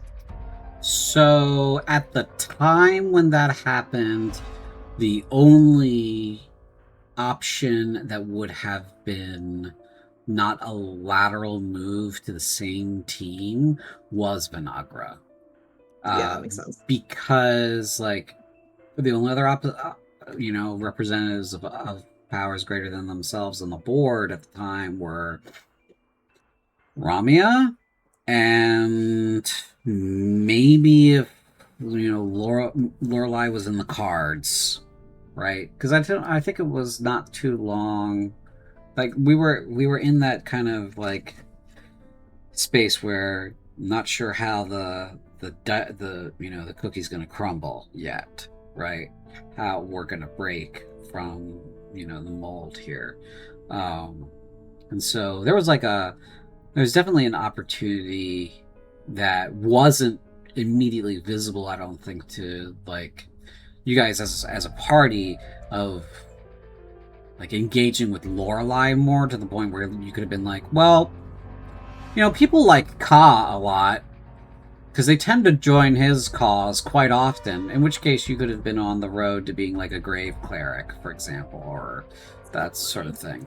But with the passing of Hosker, you didn't have many options that weren't on the bad side of the team, because there weren't a lot of means to do that. Well, I've got a rep here. I can see if they can give the deity a call, and right. It's the same thing as like Catholics praying to saints, because saints sit closer to God, and that's kind of why that happens that way, for very specific things. But Hosker could have gotten you in with like, or at least attempted to get you in with Hadasul or some other neutral deity, like Roysa, for example, or Hadasul or Musi. But Vinagre being on the board and Hosker being dead, she was really the only option you had at that point to make a move that wasn't, laterally to some other member of Team Darkside. So Fascinating. That's fascinating. I guess with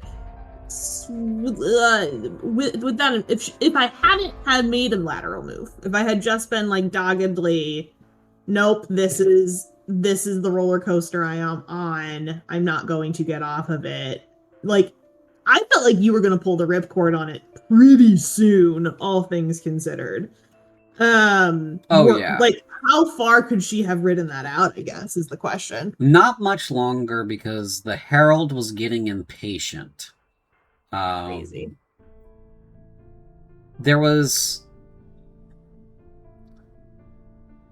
He had made the demand of you already, if I recall. And yeah, there was a book he wanted her to burn. Yeah. And it would soon be, like, in the next combat or two, he was going to ask you to not help the others with, like, injuries or something like that. He was basically going to start walking you closer and closer to the edge of betrayal. As a means of, like, fully pulling you back into the fold. Yeah. Right? That makes sense. Because, I know it can be, and this isn't, like, I'm not leveling this at anyone at all at this table, but I am levying this at the broader community. There is the compulsion for players to play their characters and then, play them however it is that they see, and then not remember at all who that character was to start with. And not, like, have a moment of introspection about that. Agna could have very easily been like, again, I'm not levying an accusation at you. I'm saying, if you take the construction of Agna out of the box and say, okay, she is a follower of an evil god, she's a knowledge cleric, she was raised in a monastery, yada yada yada, all these things, kid with a bad childhood, right? And her whole, like, and then we pick up the character and we start playing them, and then we play them as however we want to playing them, kind of naturally falling into our own normal mores and habits and ideals, which then leads to her being a good character in a natural fashion, right? There's the compulsion for players to do that, because it is easy. And then there's the compulsion to just stay stagnant, because that's also very easy. But to kind of go through the campaign, and this is where I'm applauding you, to go through the campaign and constantly be wrestling with, I know my deity is bad. They want me to do a bad thing. I can see how this is a bad thing now. I don't want to do the bad thing. I need help. I need help to get out of this. What do I do? Who do I go to? Who do I talk to? Like, to go through those steps of, self-realization for the character, that's not something that normally happens. At least not in my experience. Usually, people just continue on. Thank you. I think the two things. It's funny. I suspect I will also get this question, but like, where could I have seen Agna playing differently? Right? Is like,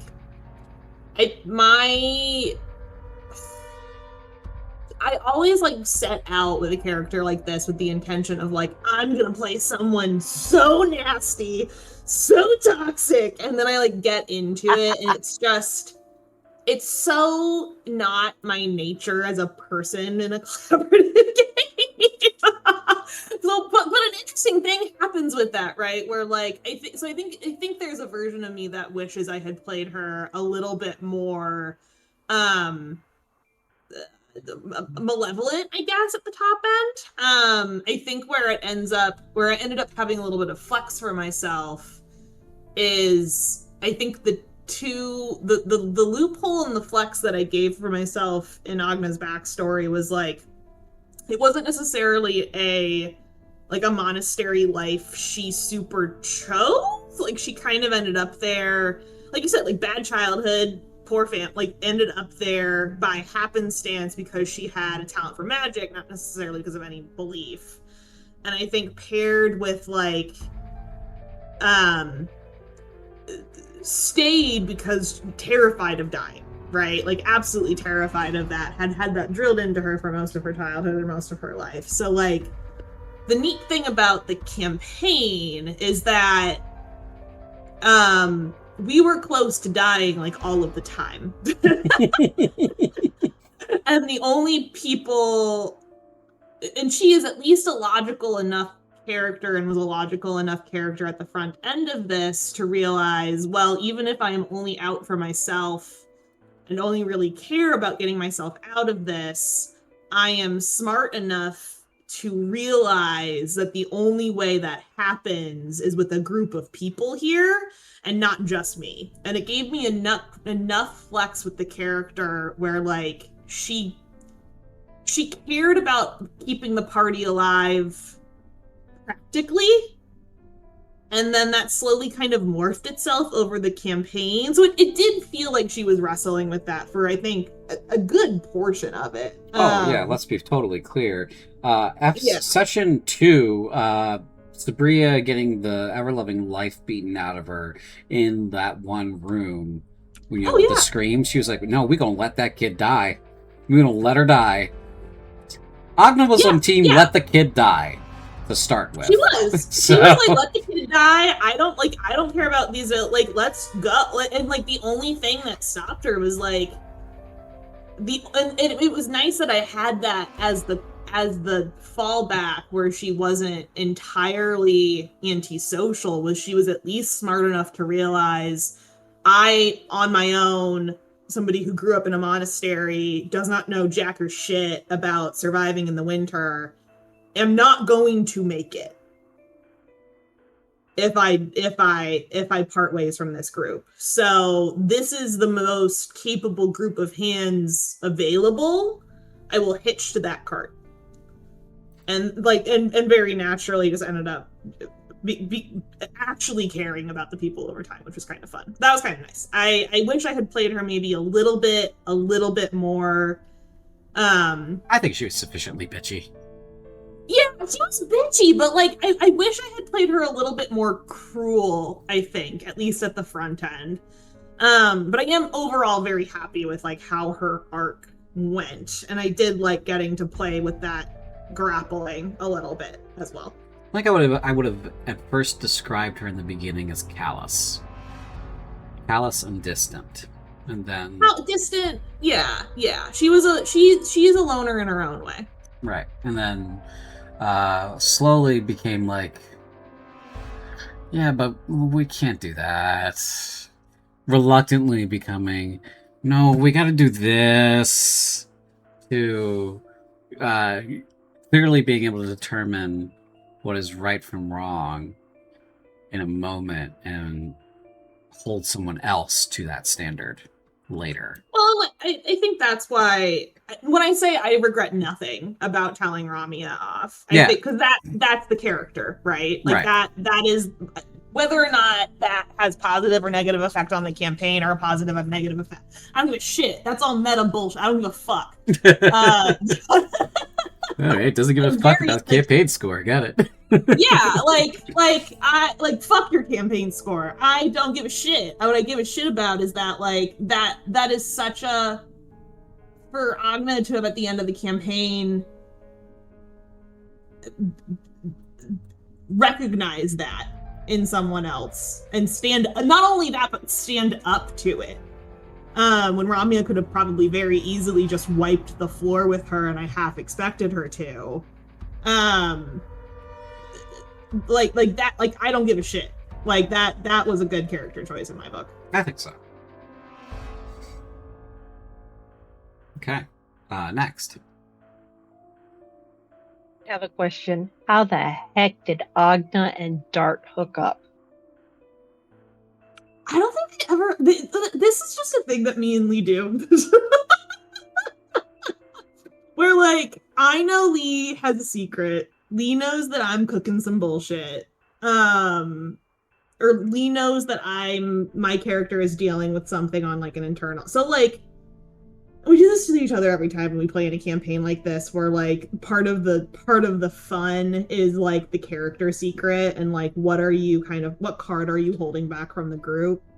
And so I don't think Dart and Agna are at all attracted to each other, but I do think not that Agna kind of hooked up. Yeah, but like but I think Agna had a real respect for Dart in that like Dart wouldn't let her be on her own, and kind of in the same vein like also kind of like challenged her on her bullshit a little bit. And I think there was a little bit of a begrudging respect there. Agna and Dart both kind of found out about each other's ish in the same scene with Vinagra, and they both kind of had a moment of like, I won't tell anyone if you don't tell anyone. So I think by the end of the campaign, she really respected, like I think she would have called Dart her best friend out of the group, which is also why she was so, when Dart went to fight Kane, she was pretty busted up about it. It's just that it came across, the meta relationship came across very strongly in the game. So that's why I was wondering how did those two end up as buds? Yeah, I genuinely think it was a factor of like when you are the type of person who like you give. I think it's a factor of like they are both. Agna's crotchety, but I do think Dart is crotchety in his own way, as much as Lee probably wouldn't admit that if they were here. And I think sometimes when you just get those two personalities with each other, they either hate each other vehemently or it's like, that's my buddy. And I think it was the latter for the two of them. I really thought they would hate each other by the end of it. So that was a surprise to me too. No, they would have. Okay. I imagine these two would be, if things were different, sitting on the same porch, hating on people that walk by, just for the shits and giggles of it all. Yeah. I'd also like to say, I think for those two, when the rest of the party is either incommunicado, deranged, or almost too friendly, the two people who speak the same language of crotchety and focused down to brass tacks are always going to get along. Yeah, because if we had to quantify the party, it was 4 goblins and like 2 like old wizards in charge of them. So kind of the vibe a little bit. You wrangle 2 goblins, the other 2 goblins are causing trouble. You wrangle those 2 goblins, the other 2 goblins are causing trouble. But easier to wrangle all 4 goblins if you divide the goblins between 2 crotchety old wizards. So yeah, and truly that's truly our final form. So like I like it was a lot of fun to play that out. okay, next. I have a question for D. Hit me. What does Agna want to do about Sabria in the future? I know, like, for the time being, Crimson and Agna are traveling together with Sabria. Does Agna have any plans right now to stay with Sabria permanently, or is this like a temporary thing until Sabria gets to safety?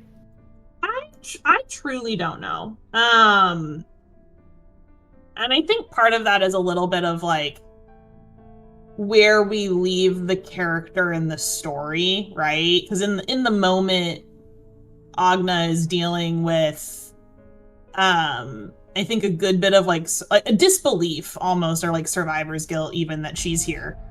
Mm-hmm. And I think it's very natural when you are in that kind of shell shock to be like, what do you mean? What am I doing next year? I didn't think I would be breathing in the next minute. So like, what that is such an incomprehensible, like, what do you fucking mean? And so it's hard for me to say because so much of the character as we saw her was in like real fight or flight. And we're only kind of in the final like minutes of the campaign is she kind of like, oh, I'm on the other side. My gut, and I also don't think she's ever like really known herself in an environment that isn't fight or flight or like a monastic. So like I don't like she doesn't even fucking know who she is in some capacity. So it's really tough for me to say. I think my gut is that like she would definitely. I think part of the reason why I think she would stay with Sabria for as long as Sabria needed it, because in a sense of like this is the kid we got out. So many fucking people that I cared about died to get her out. She's just a fucking kid and she's seen indescribable horror. And I have a good sense of what those horrors are. And like, hell, am I just gonna like, every person in this kid's life has abandoned her. I am not going to be doing that. That feels like a really clear through line to me for her, for at least right now. So I think it really depends. It really, really depends on what CJ has, 3, 5, 10 years down the line for Sabria, but that feels like a really clear through line. So I do think she would stay with Sabria for as long as it made sense to, or as long as Sabria needed it or retained or what have you. But if that like came to a natural conclusion and she kind of like life stabilized out or like had a life, like, I don't know. Which is kind of fun. because it means like the character can come back later down the line and that can be worked out a little bit more. But I genuinely don't think I know, which is kind of cool. I do think there's room for like, because obviously Crimson like makes an overture at the very end of the campaign. I do think there's plenty of room for that. Like, I think that's the sort of thing that also kind of gets figured out long term rather than short term. But that's also life. Does that make does that make sense as an answer? Yeah, that makes sense. Yeah. I think Okay. I think the post campaign for Agna is the true test of whether or not she is shaken free of the grasp of the Herald, right? Because like clinging to Vanagra through it is holding on to your rescuer, right? But once rescued, once on the other side of the wall is very much like a physical place in Valgast and New Corinth, but also in this campaign, the metaphor for safety, right? Once on the other side of that wall, how she behaves in a place where she's never seen, where she's never seen anything at all, what looks like, in her life period, is going to kind of be the true test of whether or not she broke free of the Herald. Like, you guys go to Alkelberg, and is she, when confronted with normal people living a normal life, a tavern that charges you money that isn't under siege, right? What does this character do at this time when all other examples of were infested with horrors in the shadows, right? Yeah, and like I don't know. Does she fall back into like what the Herald and the monastery had trained her into? Does she cling to her rescuer still, or does she, seek a new path, or a mix of those things? Right? I think the guiding, and if this is helpful maybe for you, CJ, as well, is like I think the guiding light for me on it would be a secret third other thing, which is like oh, it's messy. I think sure. anytime you play a cleric, and I feel like this every time I play a cleric or a paladin, where like I get into the meat of the character arc, and like pardon my French, but I'm like, goddamn, like I like there's way too much Catholic, like ex-Catholic guilt in me for like this is a lot to be doing like a religion story background. And so what's always when I do those, it's always important to me, and I'm glad she landed there in the end too, because it wasn't always a sure thing. But that last conversation she had with Vanagra, where she was like, you got me out of this, but like, fuck, man, like what the fuck kind of world is like, what the fuck? And I think that to me, like that sentiment of like, because obviously in a fantasy world, like very different from actual because a lot of time in that divinity is something you can touch and see and have like actual proof of, and but when that is the case in a story, the question for me always becomes like, okay, sure, this thing is divine in that like it has divine power over the world, but like what is that? That doesn't necessarily make it something worthy of worship, right? And so like having Agna there at the very end kind of challenge that of like, you saved my life, I owe you that. I'm pissed at you, and I sort of need you to prove to me that this is worth it. That feels like the through line for like anything that she would do after the fact, which I think is part of the reason why she would care about what happens to Sabria. It's part of like, so I don't think it would be, I don't see her like falling back to the Herald willingly. Or like falling back into those old patterns. I don't see her falling. I don't see her being so caught up in the guilt of surviving that like she clings to like becomes like a, you know, a pilgrim or whatever of Vinagra. But I do see her somewhere kind of in the middle where it's more of a like, I'm mad as hell and I'm not gonna fucking take it anymore. I'm mad at my ex-boyfriend, like, Anzarib. He's the worst. I'm mad at my current girlfriend, Vinagra, because she could be doing more. You know? Yeah. And so like that's where she kind of nets out. And I don't know what trajectory that puts her on in the world state, but like that feels very true to the character in that sense. Yeah, that makes sense. Speaking of that conversation, this is just me interrupting the flow a little bit. How did Agna feel about Vinagra at the end of that conversation?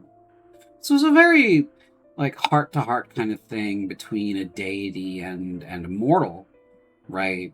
And that power dynamic can absolutely be interpreted in a manipulatory sort of way, where the deity is absolutely trying to, like, twist you into being on her side, right? That is definitely a way that can be interpreted, surely because of the gap in power, right? You can automatically be suspicious because of that. So I'm curious if that is what Agna took away from it, of just like, oh, she's just trying to manipulate me, or did that heart-to-heart conversation land as such? Oh, how do I...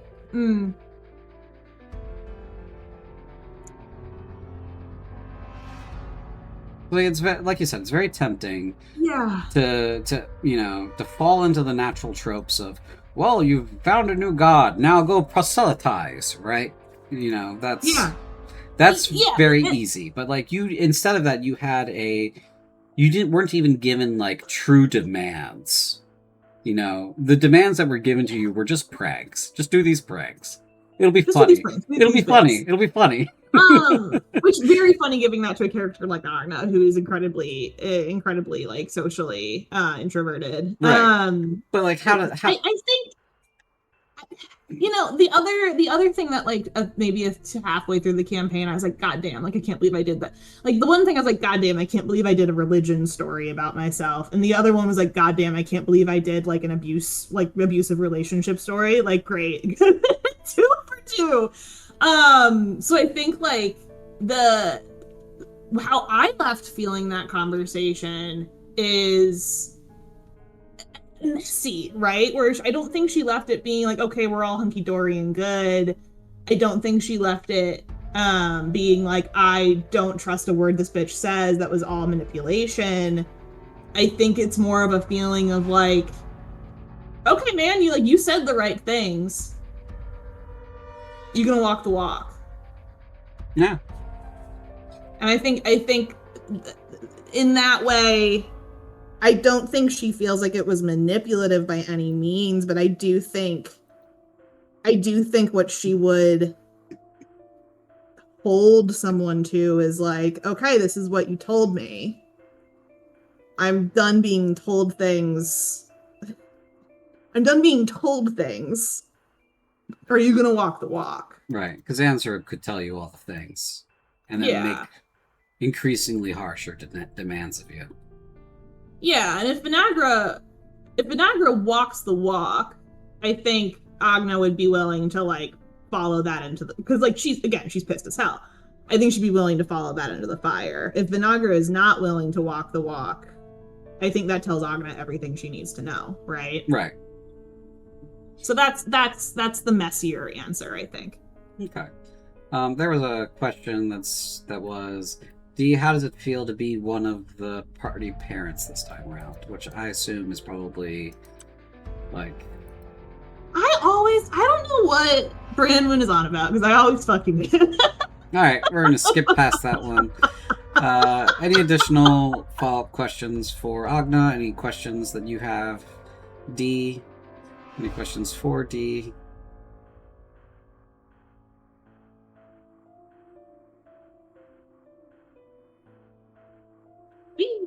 No? Okay. Then we're going to circle back to Crimson real quick. Does anybody have any questions for Crimson, about Crimson, by Crimson, with Crimson, near Crimson, or Data Slice? As I do realize, after it being pointed out to me so nicely, that we didn't actually play 20 questions with Crimson. She asked 20 questions, and then I was overwhelmed, and we moved on. So.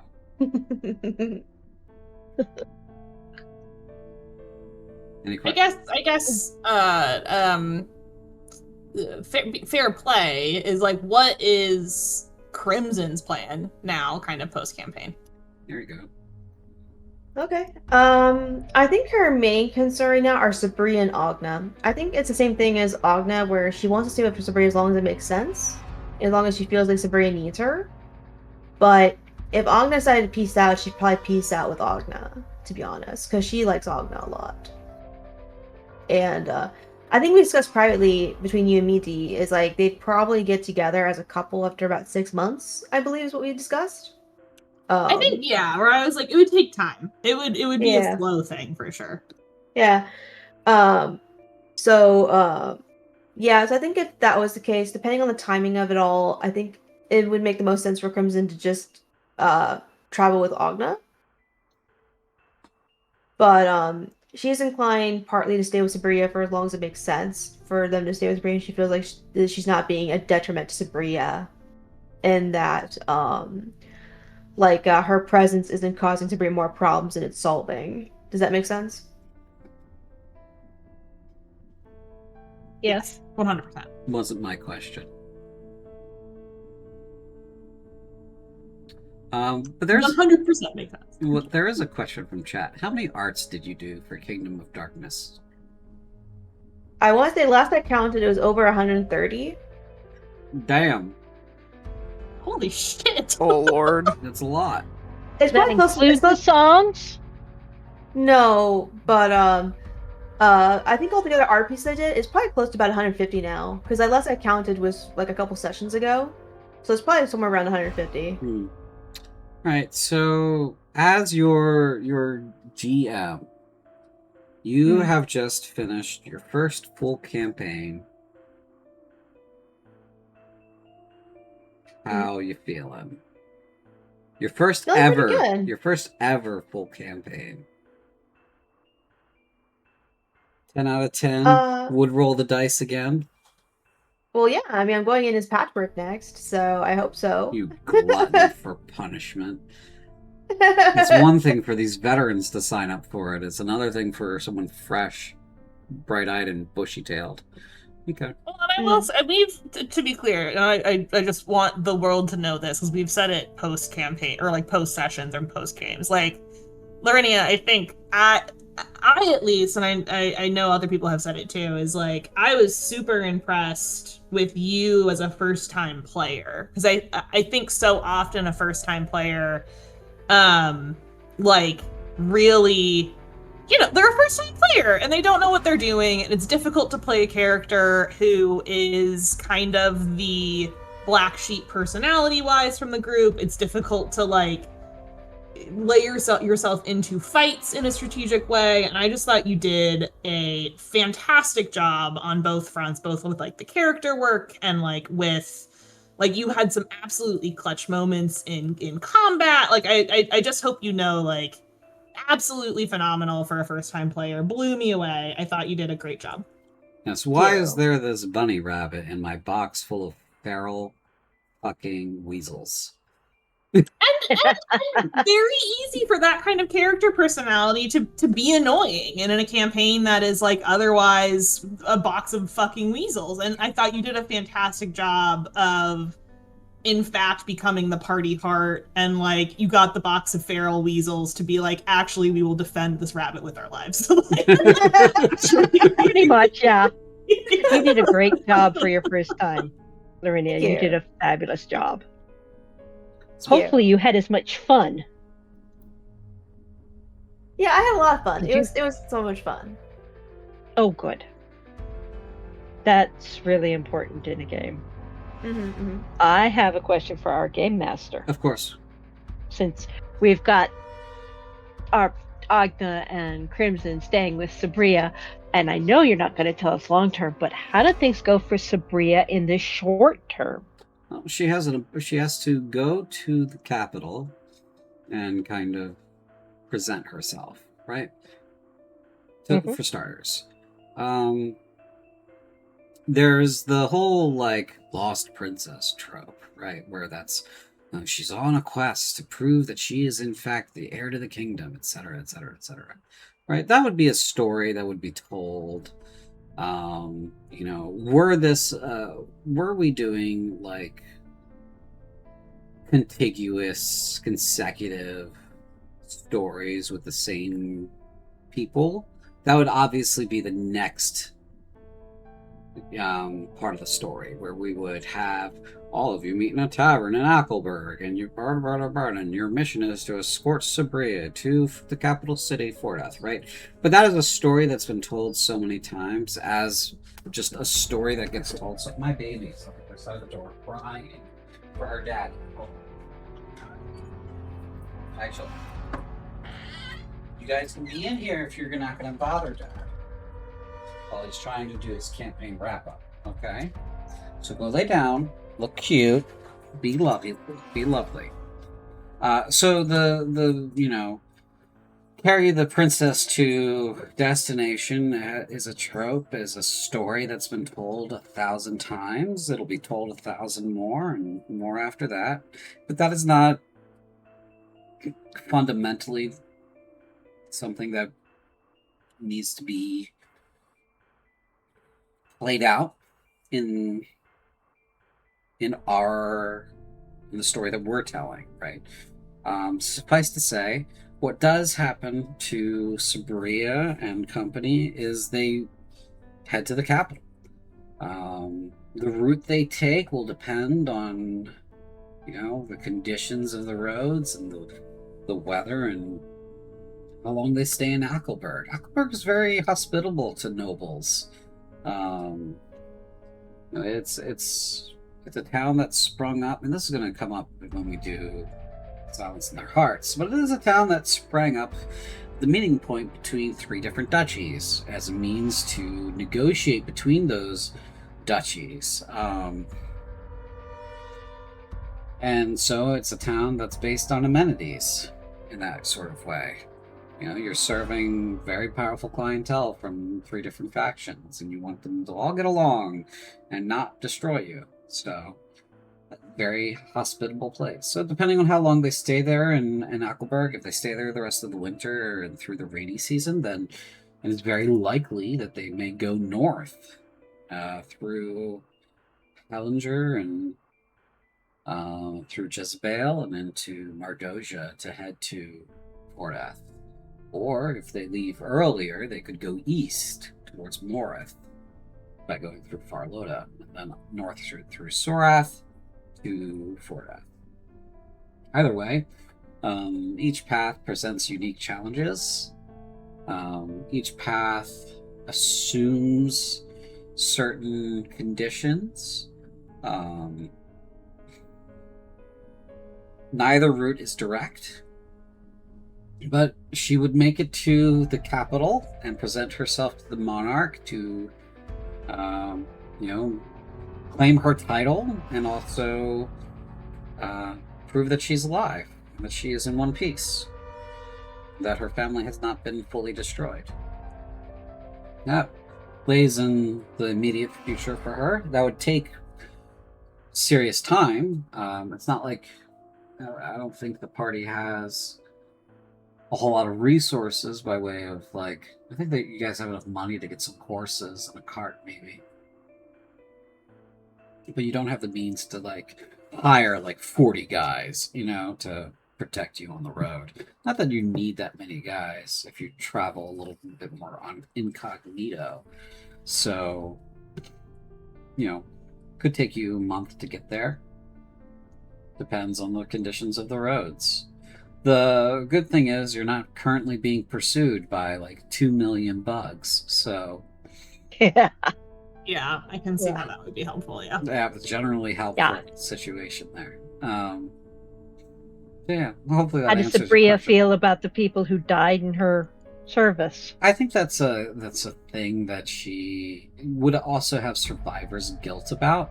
She is a child, and so she doesn't rationally, not that anyone does, but she isn't going to be able to at all rationally engage with the reality of what happened, right?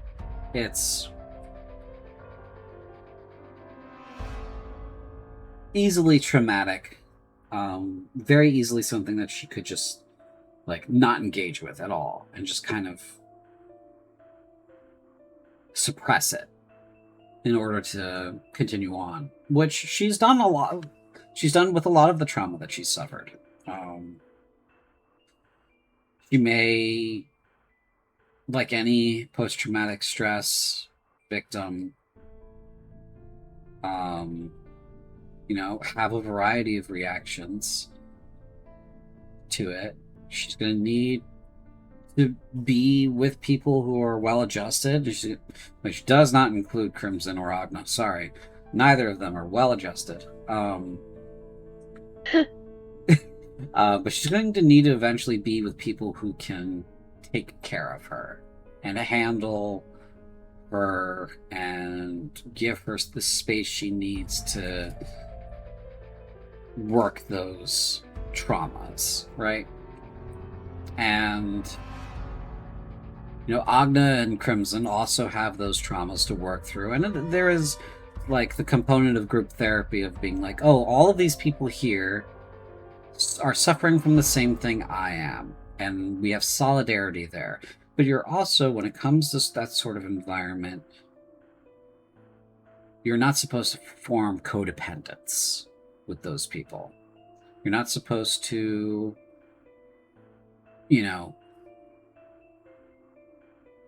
come to rely on them so much for anything that, you can't see yourself without them, because you can easily fall back into whatever the thing is, because they also remind you of that time where that trauma was prevalent, right? And I know that's kind of but we trauma bonded, we should be together. I get that. That's a very natural part of story progression and a very natural part of, the human experience, to kind of want to be with the people that you went through trauma with. But at some point, it'll be said to Sabria that these two women, who are your retainers by choice, and also, you came through it thick and thin, they're also coloring your judgment as a leader in a way that is unbecoming of a leader in Corinth. You have more than your survival to think about. You now have a duchy that you have to figure out how to regain control of. You have all of these responsibilities, and neither of these women can help you with that. If anything, they will try to convince you to run away from it, because that is where all of that came from, right? And she's got a responsibility to that land. It belongs to her, and also to the people who lived there and who will live there in the future. She is as much a part of it as it is a part of her. And that's going to be her responsibility in the future. She's going to have to figure out how to do that. And whether or not Crimson and Agna would be supportive of that mission is going to be the determining factor in how long they stay with her. Because eventually she's going to have to do something about it. She won't have a choice. She has obligations. And those obligations, if she runs from them, then that is a whole different series of issues that will plague her. So, I hope that answers that question. It does, but it rolls into another one. Okay. Who gets custody of Muffin? Who gets custody of him? I think by default it's Agna. Yeah, over my dead fucking body.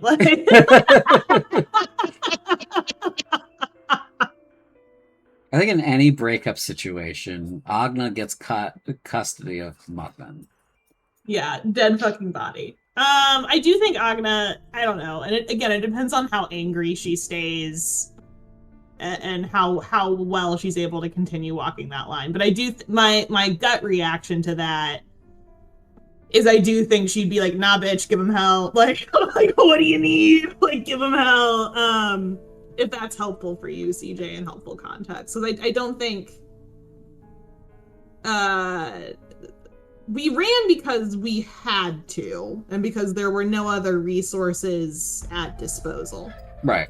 So I do think that would be her viewpoint now, is like, with the resources and the access and the everything else, like, give him hell. We need this. He hands over document. This is just a list of weapons. Yeah, we need all of them. All of the weapons, all of the ammo. Give me everything. Like, give her a couple of years maybe, but like, give him hell. Yeah. We're gonna arm up and we're gonna roll out. Yeah, I mean, that's definitely a future plan there for her. It's just she's gonna have to do something about it.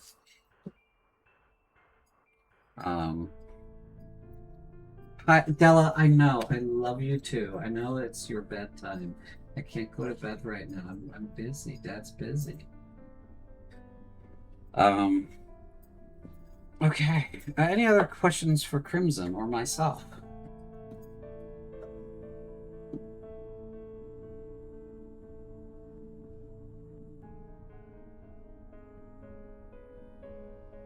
Okay, gang. Then, the last thing that I will ask from each of you, I'm going to hope that you guys don't do any repeats, but if you do, that's fine. Favorite moment of the campaign?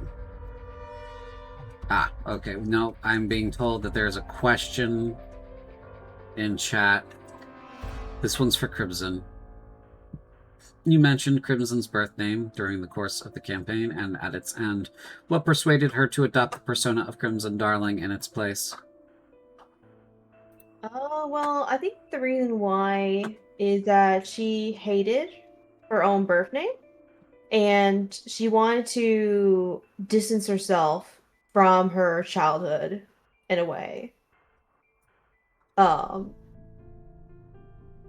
and that's why she became Crimson Darling. Okay. All right, now to favorite moments of the campaign. We're going to go in alphabetical order, top to bottom. We'll start with Apostate. Favorite moment? It's hard to top Dart choking out Baldric Kane, aka Stinkman, bad name, and just letting him face the sun. Mm-hmm. That was good. I'm done running. That was a mic drop, Lee. You dropped the mic, and here you are now trying to pick it up again. Holy hell, that was great. Okay. Brian, what is your favorite moment from the campaign? Give me a moment to... Good. I think my favorite moment was Spindleshanks finally doing something that wasn't entirely selfish. Yeah, that was good. Yeah. I'm sorry, what's that? No, I was gonna say I had a hard time kind of like that first week after being like, yeah, but like Spindleshanks, and then naturally it was like, nope, we are not allowed to talk about him. We're not allowed to talk about him. He made a sacrifice. We can't mention the guy. It became an in joke of just like, yeah, but you know, I feel like there was another guy here. Yeah, so for the other players, the reason you didn't remember him is because no one did. That's right. Basically, after he was killed, his ghost went to visit the fairy witch, or whatever the hell she was, and he traded his entire existence to her to make the fight easier on you. That's right. Aww. Aw, damn. Did I not tell you But guys that? I didn't dare. No, No. you super did it, man. I knew, but I'm married to the guy. Yeah. So yeah, exactly what he said. He traded his existence for like a wound on Marusaraf, so that Marusaraf would be easier, and that's what he got. That's why I told you guys couldn't mention him. You don't remember him. It's not like he never existed at all. Wow. Yeah, he And did. that's why Marisaraf got attacked by a giant rose bush. Yep, he fell into a rose bush just like I did when I was a kid and was scarred for life. Well, No, I love roses. They're great. They're beautiful. Sin, what is your favorite moment from the campaign? Oh, this is going to sound utterly silly, but it was with Spindleshanks and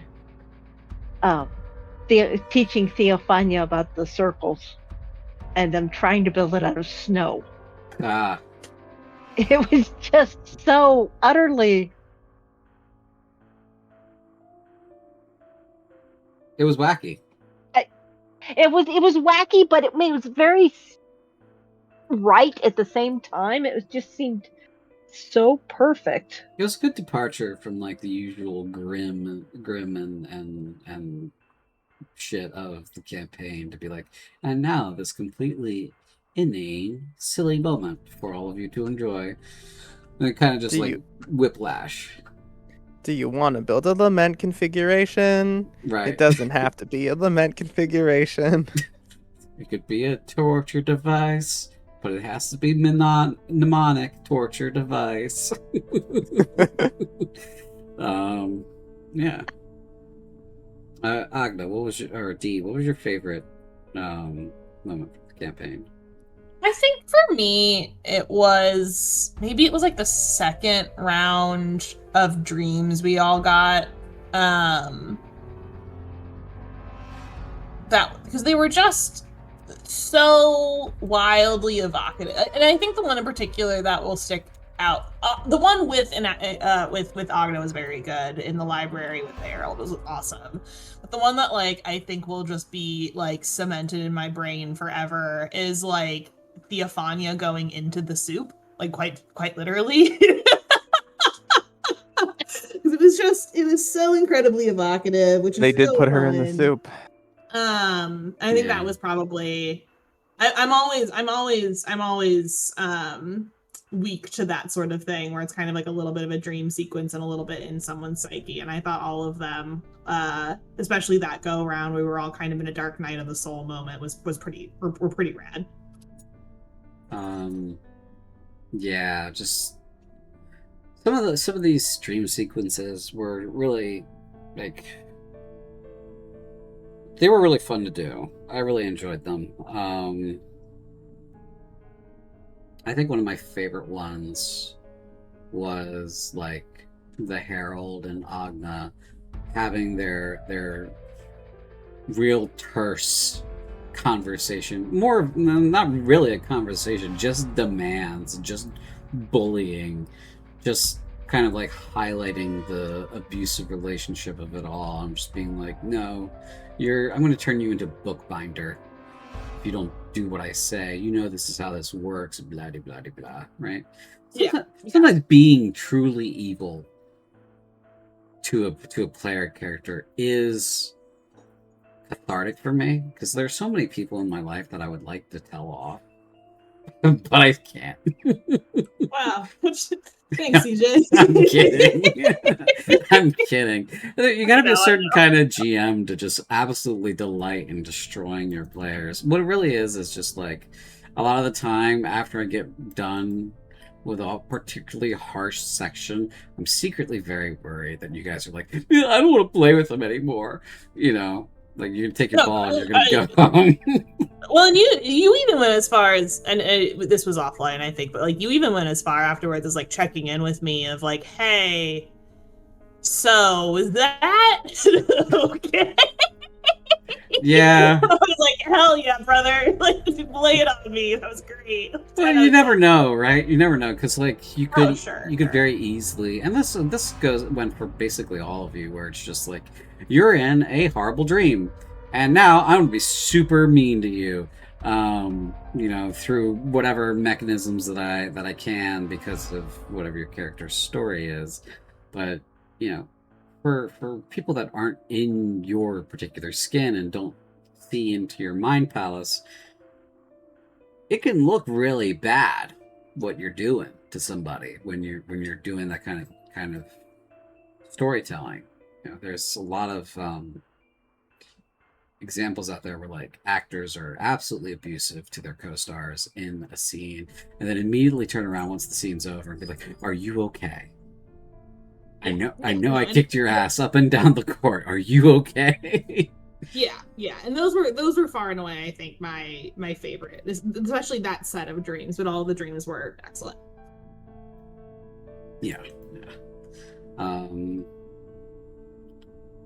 Let's see.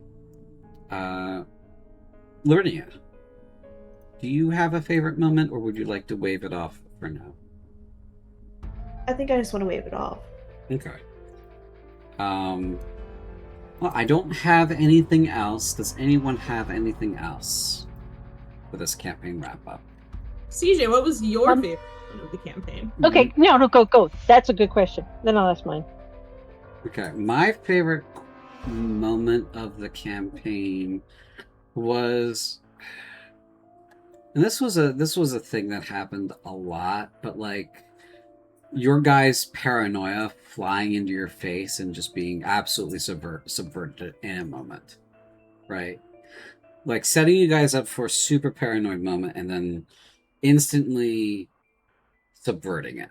What comes to mind immediately is like the Ramia introduction, where like she walks in right after you guys met a real live actual vampire out in the street, right? And you're like, "Man, that was creepy. I wonder what that was about. I think she was a vampire."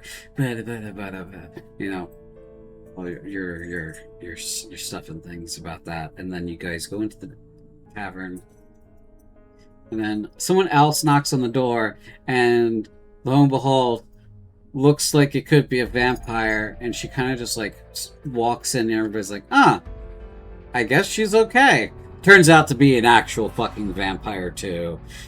It was kind of a good moment for me.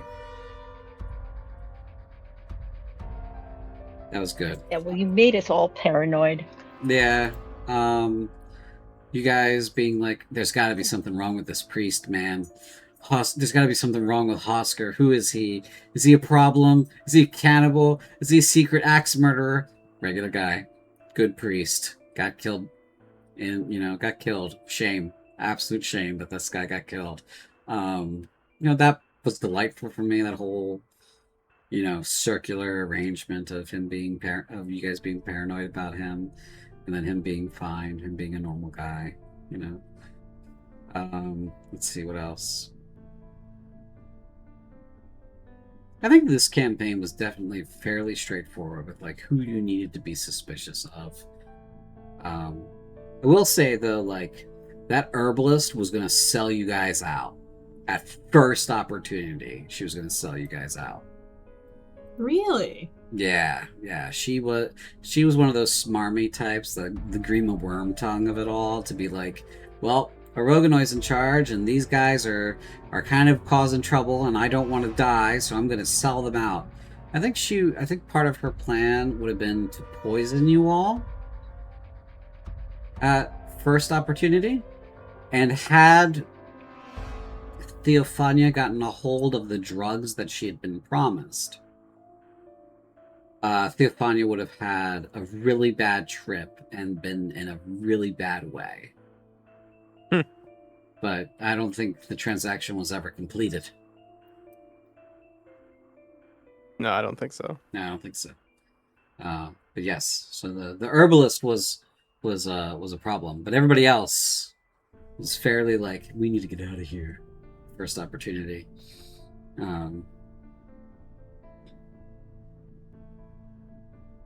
So yeah, those were my favorite moments. Was just like the delightful RP between you guys and subverting your paranoia. That was always good. It was always delicious. Usually there's like a trap that somebody falls into that makes me cackle, but that wasn't the case in this campaign. So, yeah. Okay. So, how much of the adventure did we complete? Okay. And don't say all of it because we did the objective. Oh no. You had a lot plotted out. Yes, but this kind of leads me into the last portion of the exam, which is campaign scoring, which usually I don't talk about on stream. Do you want me to talk about it? That's up to you. You're the GM. You asked for a question. I answered a question. You do not have to answer it. Okay. Well, campaign scoring is a method I use to determine how well a particular party does at meeting the meta objectives of the campaign. The meta objectives are just things that I choose that will have an impact on the world, which there are quite a few of these meta objectives. It's very difficult to do all of them. But they all have impacts. Some of them have positive impacts, some have negative impacts. So it depends on how the goose shakes its feathers loose. For your campaign, you guys chose several paths that were outside of the original estimate, which led us into some circles that were unexpected. You guys didn't finish the first dungeon because you didn't finish the first floor.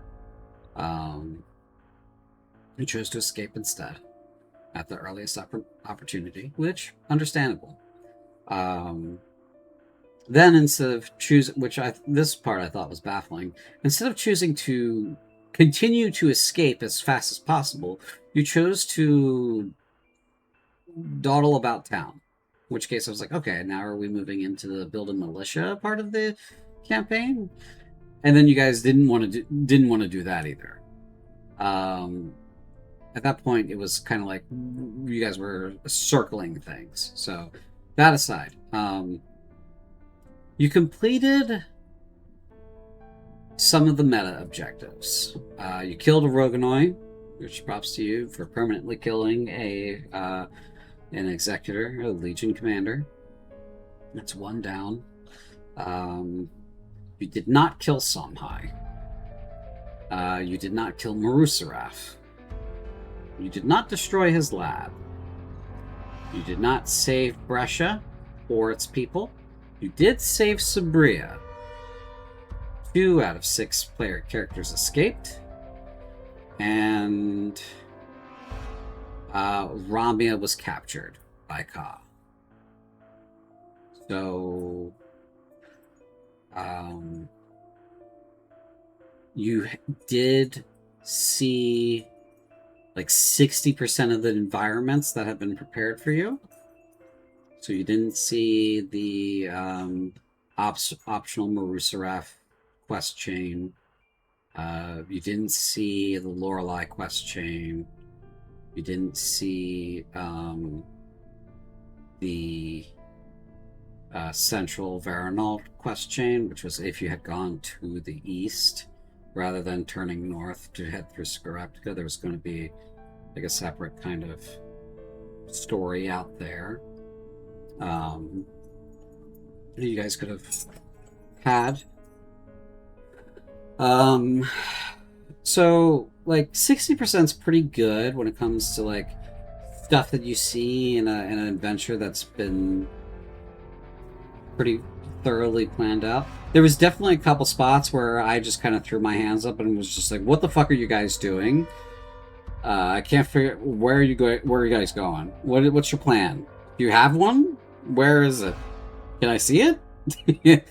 Because I was thoroughly at a loss at a couple of junctures where you guys were like, we're gonna do this instead. Like, okay, this is not on my exam sheet. How did we get here?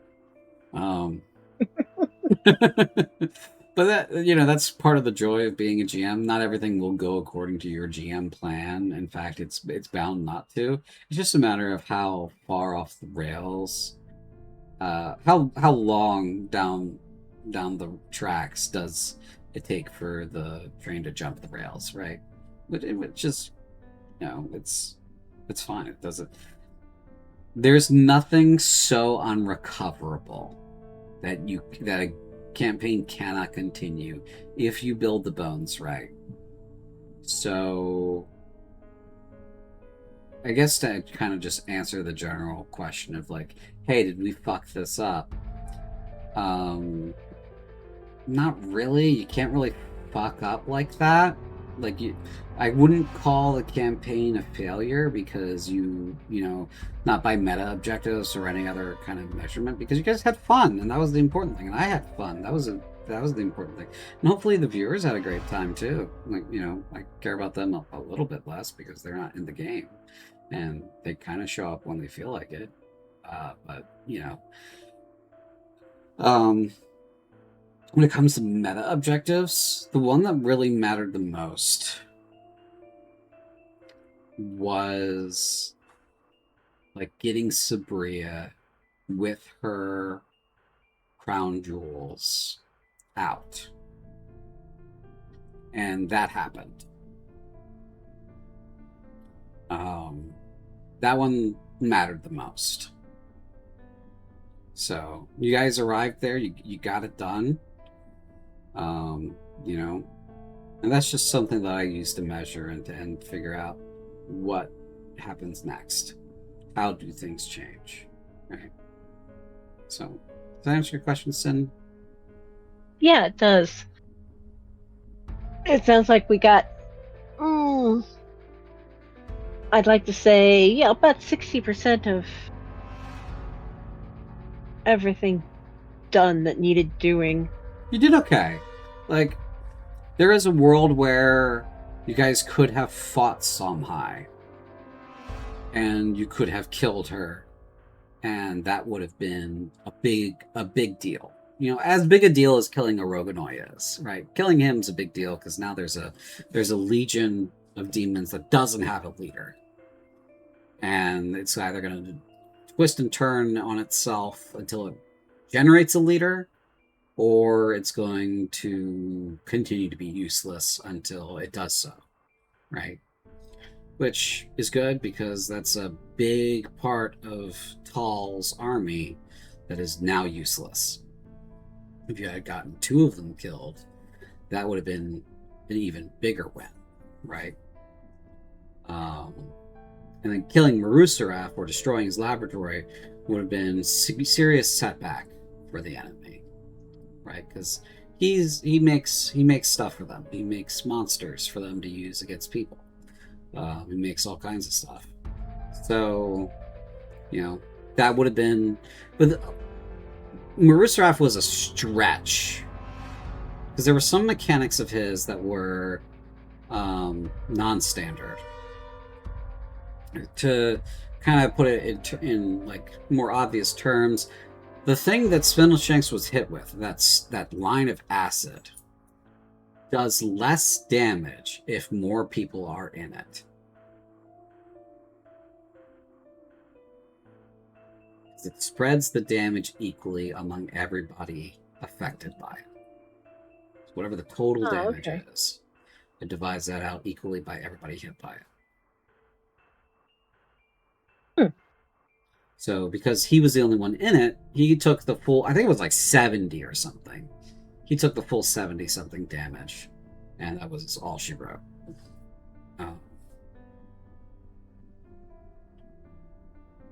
Yeah, some of his mechanics are non-standard, so that makes him a little bit more difficult to kind of like puzzle out, because all the bosses are puzzles, right? Puzzle out how to defeat him. So,